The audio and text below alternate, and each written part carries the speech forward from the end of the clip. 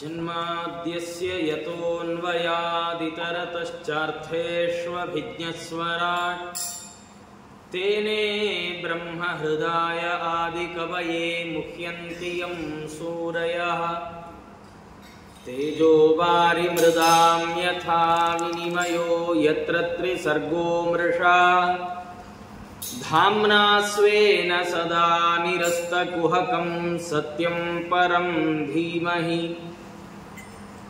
ಸೃಷ್ಟಿಸ್ಥಿತ್ಯಪ್ಯಯೇಹ ನಿಯತಿದೃಶಿತಮೋ ಬಂಧಮೋಕ್ಷಾಶ್ಚ ಯಸ್ಮಾತ್ ಅಸ್ಯ ಶ್ರೀ ಬ್ರಹ್ಮರುದ್ರ ಪ್ರಭೃತಿ ಸುರನರದ್ವೀಷ ಶತ್ರುತ್ಮಕಸ್ಯ ವಿಷ್ಣೋರ್ವ್ಯಸ್ತಾಃ ಸಮಸ್ತಾಃ ಸಕಲಗುಣನಿಧಿಃ ಸರ್ವದೋಷವ್ಯಪೇತಃ ಪೂರ್ಣಾನಂದೋ ವ್ಯಯೋ ಯೋ ಗುರುರಪಿ ಪರಮಶ್ಚಿಂತಯೇತಂ ಮಹಾಂತಂ ಸ್ವಾಂತಸ್ಥಾನಂತಶಯ್ಯಾಯ ಪೂರ್ಣಜ್ಞಾನರಸಾರ್ಣವೇ ಉತ್ತುಂಗವಕ್ತರಂಗಾಯ ಮಧ್ವದುಗ್ಧಾಬ್ಧಯೇ ನಮಃ ಮೂಕೋಪಿ ಯತ್ಪ್ರಸಾದೇನ ಮುಕುಂದ ಶಯನಾಯತೆ ರಾಜರಾಜಾಯತೆ ರಿಕ್ತೋ ರಾಘವೇಂದ್ರಂ ತಮಾಶ್ರಯೇ ತಪಸ್ವಾಧ್ಯಾಯ ಶುಶ್ರೂಷಾ ಕೃಷ್ಣ ಪೂಜಾರತಂ ಮುನಿಂ ವಿಶ್ವೇಶಮಿಷ್ಟದಂ ವಂದೇ ಪರಿವ್ರಾಟ್ ಚಕ್ರವರ್ತಿನಂ ಆಪಾದಮೌಳಿಪರ್ಯಂತಂ ಗುರುಣಾಮಾಕೃತಿಂ ಸ್ಮರೇತ್ ತೇನ ವಿಘ್ನಾಃ ಪ್ರಣಶ್ಯಂತಿ ಸಿದ್ಧ್ಯಂತಿ ಚ ಮನೋರಥಾಃ ಸ್ವಸ್ತ್ಯಸ್ತು ಸತಾಂ ಶ್ರೀ ಗುರುಭ್ಯೋ ನಮಃ ಹರಿ ಓಂ.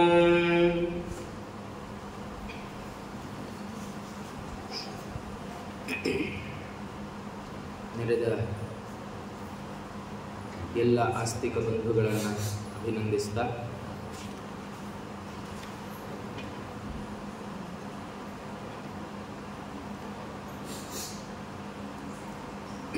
ತಾವೆಲ್ಲ ಶ್ರೀಮದ್ ಭಾಗವತದ ಕಥೆಯನ್ನು ಕೇಳಲಿಕ್ಕೆ ಇಲ್ಲಿ ಆಗಮಿಸಿದ್ದೀರಿ.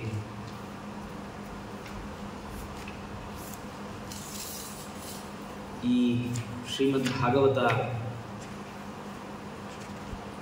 ಪರಮೋತ್ಕೃಷ್ಟವಾದಂತಹ ಗ್ರಂಥ. ಇದಕ್ಕೆ ಕಾರಣ ಏನು ಅಂದರೆ, ಈಗಾಗಲೇ ಅವರು ತಿಳಿಸಿದ ಹಾಗೆ ಶ್ಲೋಕಾರ್ಧಂ ಶ್ಲೋಕಪಾದಂ ವಾ ಶ್ರೀಮದ್ ಭಾಗವತೋದ್ಭವಂ ಅಂತ ಪ್ರತಿನಿತ್ಯದಲ್ಲಿ ಶ್ರೀಮದ್ ಭಾಗವತವನ್ನು ಕನಿಷ್ಠ ಪಕ್ಷ ಒಂದು ಶ್ಲೋಕ ಅಥವಾ ಅದರ ಒಂದು ಸಾಲು, ಆ ಸಾಲಿನಲ್ಲಿ ಒಂದು ತುಂಡು, ಎಷ್ಟಾದರೂ ಶ್ರೀಮದ್ ಭಾಗವತವನ್ನು ಶ್ರವಣ ಮಾಡಬೇಕು, ಅದರ ಪಠನ ಮಾಡಲೇಬೇಕು ಅಂತ ಪುರಾಣಗಳು ತಿಳಿಸ್ತವೆ. ನಮಗೆ ಜೀವನದಲ್ಲಿ ತುಂಬ ಸಮಸ್ಯೆಗಳನ್ನು ನಾವು ಎದುರಿಸ್ತಾ ಇರ್ತೇವೆ. ಕೆಲವು ಬಾರಿ ನಾವು ಮಾತಾಡುವಾಗ ಹೇಳೋದುಂಟು, ನನ್ನ ಪರಿಸ್ಥಿತಿ ದೇವರಿಗೆ ಗೊತ್ತು ಅಂತ. ಹಾಗಿರುತ್ತೆ ಕೂಡ ನಮ್ಮ ಜೀವನದಲ್ಲಿ. ಇಂಥ ಅನೇಕ ಸಮಸ್ಯೆಗಳನ್ನು ನಾವು ಎದುರಿಸುವಾಗ ನಮಗೆ ಉದ್ಧಾರದ ಮಾರ್ಗ ಯಾವುದು ಅಂತ ಗೊತ್ತಿಲ್ಲ. ಹೇಗೆ ಅಂದರೆ, ಯಾವುದೋ ಫ್ಯಾಮಿಲಿ ಡಾಕ್ಟ್ರು ಅಂತ ಏನಾದರೂ ಇದ್ರೆ ಪರವಾಗಿಲ್ಲ, ಏನು ಬಂದರೂ ಅವ್ರ ಹತ್ರನೇ ಹೋಗೋದು, ಅವ್ರಿಗೆ ಏನು ಗೊತ್ತೋ ಬಿಟ್ಟೋ ಅವ್ರು ಕೊಟ್ಟಿದ್ದು ವೇದವಾಕ್ಯ ಅಂತ ತಿಂತಾ ಇರೋದು ಮಾತ್ರೇನಷ್ಟೇ. ಆದರೆ ಹಾಗಿಲ್ಲದೆ ಒಂದೊಂದು ಸರ್ತಿ ಒಬ್ಬೊಬ್ಬರ ಹತ್ರ ಹೋಗೋ ಥರ ಇದ್ಬಿಟ್ರೆ, ಜ್ವರ ಬಂತು ಅಂತ ಇವ್ರ ಹತ್ರ ಹೋದ್ರೆ ಇವ್ರೊಂದು ಮಾತ್ರೆ ಕೊಡ್ತಾರೆ, ವಾಸಿ ಆಗಲಿಲ್ಲ ಅಂತ ಇನ್ನೊಬ್ರ ಹತ್ರ ಹೋದ್ರೆ ಅವ್ರು ಇನ್ನೊಂದು ಮಾತ್ರೆ ಕೊಡ್ತಾರೆ, ಅದನ್ನ ಬಿಟ್ಟು ಇನ್ನೊಬ್ರ ಹತ್ರ ಹೋದ್ರೆ ಅವ್ರು ಇನ್ನೊಂದು ಮಾತ್ರೆ ಕೊಡ್ತಾರೆ. ಮಾತ್ರೆ ತಗೊಂಡು ಮಾತ್ರೆ ಮಾಡುವ ಕಂಪ್ನಿ ಉದ್ಧಾರ ಆಯ್ತೆ ಹೊರತು ತಗೊಂಡವನು ಉದ್ಧಾರ ಆಗಲ್ಲ. ಹಾಗಾದ್ರೆ ಸಮಸ್ಯೆಗಳು ಒಂದಿದ್ರೂ ಅನೇಕ ಪರಿಹಾರಗಳನ್ನು ಕೊಟ್ಟು ಯಾವ ಪರಿಹಾರನೂ ಕೆಲಸ ಮಾಡದೇ ಇರೋದು ಜಗತ್ತಿನ ಪರಿಹಾರ. ಆದರೆ ಜಗದೇಕನಾಥ ವೇದವ್ಯಾಸ ದೇವರು ಕೊಟ್ಟ ಒಂದೇ ಪರಿಹಾರ ಇದೆ, ಎಲ್ಲಾ ಸಮಸ್ಯೆಗಳಿಗೆ ಒಂದು ಪರಿಹಾರ. ಅದ್ಯಾವುದು ಅಂದ್ರೆ ಶ್ರೀಮದ್ ಭಾಗವತ. ಎಂಥ ಭಾಗವತ ಅದು. ಭಾಗವತ ಮಹತ್ವ ನಿಮಗೆಲ್ಲ ಗೊತ್ತಿದೆ. ಗೋಕರ್ಣನ ಕಥೆ, ದುಂದುಕಾರಿಯ ಕಥೆ. ಆತ ಅಪಮೃತ್ಯುವನ್ನ ಹೊಂದಿದ. ಎಂಥ ಮೃತ್ಯು ಅದು. ಅವನು ಯಾವ ಹೆಂಗಳೆಯರ ಸಹವಾಸಕ್ಕೆ ಬಿದ್ದು ತಾನು ರಾಜನ ಬೊಕ್ಕಸವನ್ನ ಅಪಹರಿಸಿದ್ನೋ ಆ ಹೆಂಗಳೆಯರೇ ಅವನು ಕುತ್ತಿಗೆ ಹಿಚ್ಕಿ ಬಾಯಲ್ಲಿ ಅಗ್ನಿಯನ್ನ ತುಂಬಿಸಿ ಅವನನ್ನು ಕೊಂದ. ಹೀಗೆಲ್ಲ ಮೃತನಾದ ವ್ಯಕ್ತಿ ಈ ಲೋಕ ದಾಟಿ ಮುಂದೆ ಹೋಗ್ಲಾರ. ಅವ ಪ್ರೇತತ್ವವನ್ನ ಪಡೆದ. ಪ್ರೇತನಾಗಿ ಅಲ್ಲಲ್ಲೇ ಅಲದಾಡಿದ. ಮನೆಯ ಜಗುಲಿಯಲ್ಲಿ ಮಲಗಿದ ಗೋಕರ್ಣನಿಗೆ ಈ ವಿಷಯ ಗೊತ್ತಾಯಿತು. ಭಗವಂತನನ್ನ, ಸೂರ್ಯನಾರಾಯಣ ಅಂತರ್ಗತನಾದ ಭಗವಂತನನ್ನು ಪ್ರಾರ್ಥನೆ ಮಾಡಿದ್ದಕ್ಕೆ ಭಗವಂತ ಆದೇಶ ಮಾಡಿದ, ಭಾಗವತ ಸಪ್ತಾಹಂ ವಾಚನಂ ಕುರು, ಭಾಗವತ ಸಪ್ತಾಹವನ್ನ ಮಾಡಿಸು. ಯಾಕೆ? ಪ್ರೇತ ಜನ್ಮ ಹೋಗುತ್ತಂತೆ. ಮಾಡಿದ್ರೆ ಆ ದುಂದುಕಾರಿ ತಾನು ಆ ಬಿದಿರಿನ ಗಿಣ್ಣಿನಲ್ಲಿ ಕೂತು ತಾನು ಕಥೆ ಕೇಳಿ ತಾನು ವೈಕುಂಠಕ್ಕೆ ಸೇರಿಬಿಟ್ಟ. 7 ದಿನದ ಕಥೆಯ ಕೇಳಿ ಏಳಿರೋ ವೈಕುಂಠಕ್ಕೆ ಎಂದ್ರು ದಾಸರು. ಎಷ್ಟೋ ಸರ್ತಿ ಉಪನ್ಯಾಸ ಮುಗೀತು ಎದ್ದೇಳ್ರು ಅನ್ನೋ ಹಂಗಾಗ್ಬಿಟ್ರಂತೆ. ಎಷ್ಟು ಮಂದಿ ಭಾಗವತವನ್ನ ಕೇಳಿ ಉದ್ಧಾರ ಆದವರ ಕಥೆಯನ್ನ ಪದ್ಮಪುರಾಣ ಉಲ್ಲೇಖ ಮಾಡುತ್ತೆ, ಸ್ಕಂದ ಪುರಾಣ ಉಲ್ಲೇಖ ಮಾಡುತ್ತೆ, ಗರುಡ ಪುರಾಣ ಉಲ್ಲೇಖ ಮಾಡುತ್ತೆ. ಇಂಥ ಶ್ರೀಮದ್ ಭಾಗವತ, ಅದರ ಶ್ರವಣವನ್ನು ನಾವೆಲ್ಲ ಇಲ್ಲಿ ಮಾಡಲಿಕ್ಕೆ ಕೂತಿದ್ದೇವೆ. ಅವರು ಹೇಳುವಾಗ ಪುರಾಣದಲ್ಲಿ ವೇದವ್ಯಾಸ ದೇವರು ಅಂತಾರೆ, ಈ ಕಲಿಯುಗದಲ್ಲಿ ಮನುಷ್ಯರಿಗೆ ಸುಖ ಅನ್ನೋದು ತುಂಬಾ ಕ್ಷಣಿಕ ಆಗಿಬಿಡುತ್ತೆ.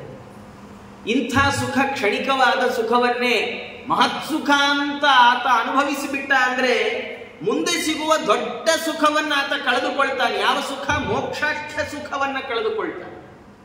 ತುಂಬಾ ಸುಲಭ. ಏನು? ಬೆಳಗ್ಗೆ ನಾವು ಪ್ರತಿನಿತ್ಯ ಎಷ್ಟೊತ್ತಿಗೆ ಏಳ್ಬೇಕು ಅಂತ ಶಾಸ್ತ್ರ ಹೇಳುತ್ತೆ. ಬ್ರಾಹ್ಮೇ ಮುಹೂರ್ತೆ ಚೋತ್ಥಾಯ ಅಂದ್ರ ಆಚಾರ. ಬ್ರಾಹ್ಮ ಮುಹೂರ್ತದಲ್ಲಿ ಎದ್ದೇಳ್ರಿ.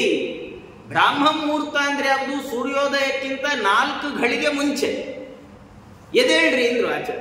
ನಮಗೆ ಆ ಟೈಮಲ್ಲಿ ನಿದ್ದೆ ಜಾಸ್ತಿ. ಎಚ್ಚರ ಆದ್ರೂ ಹಾಗೆ ತಿರುವು ಹಾಕೊಂಡು ಮಲ್ಕೊಳ್ತೇವೆ. ಮಲ್ಕೊಂಡ್ರೆ ಆನಂದ ಆಗುತ್ತೆ, ಇಲ್ಲ ಅಂತ ಹೇಳೋಲ್ಲ.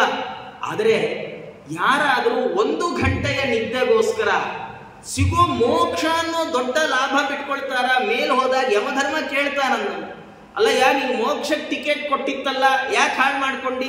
ಇಲ್ಲ, ಬೆಳಗ್ಗೆ 1 ಅವರ್ ಮಲ್ಕೋಣ ಅನ್ಸಿ ಮಲ್ಕೊಂಡ್ಬಿಟ್ಟೆ.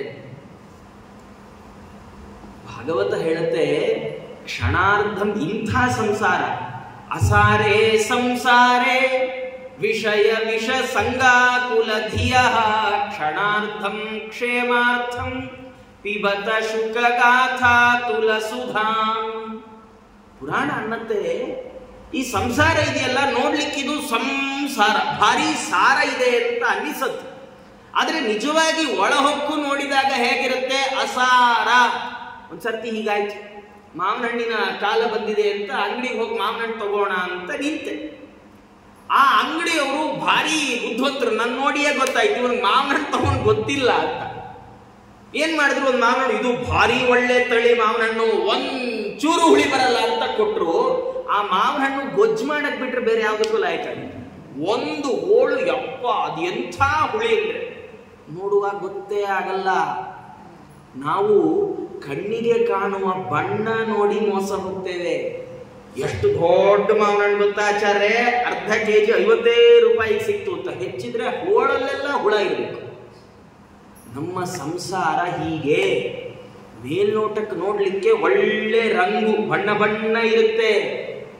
ಆ ಬಣ್ಣ ಬಣ್ಣ ಇರುತ್ತೆ, ಒಳ್ಳೆ ಪರಿಮಳ ಬರ್ತಾ ಇರುತ್ತೆ ಅಂತ ಹೇಳಿ ನೋಡಿ. ಮಾವಿನ ಹಣ್ಣಲ್ಲಿ ಯಾವ್ದು ಇಂಪಾರ್ಟೆಂಟ್? ನೋಡಕ್ ಒಳ್ಳೆ ಬಣ್ಣ ಇರೋದಾ, ಒಳ್ಳೆ ಸ್ಮೆಲ್ ಇರೋದಾ, ಒಳ್ಳೆ ರುಚಿ ಇರೋದು?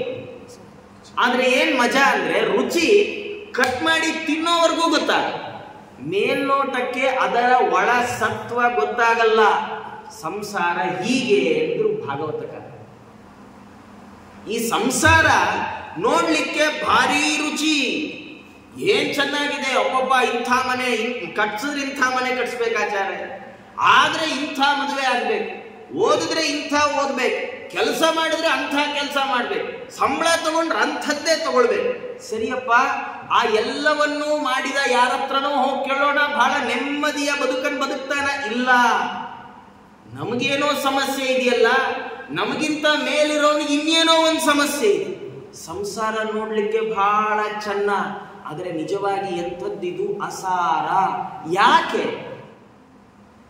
ಪುರಾಣಕಾರಂತಾರೆ ಇದರಲ್ಲಿರೋ ಮಂದಿ ವಿಷಯ ಪದಾರ್ಥಗಳನ್ನ ಹೆಚ್ಚು ಸುಖಕ್ಕೆ ಅವಲಂಬಿಸಿದ್ರು.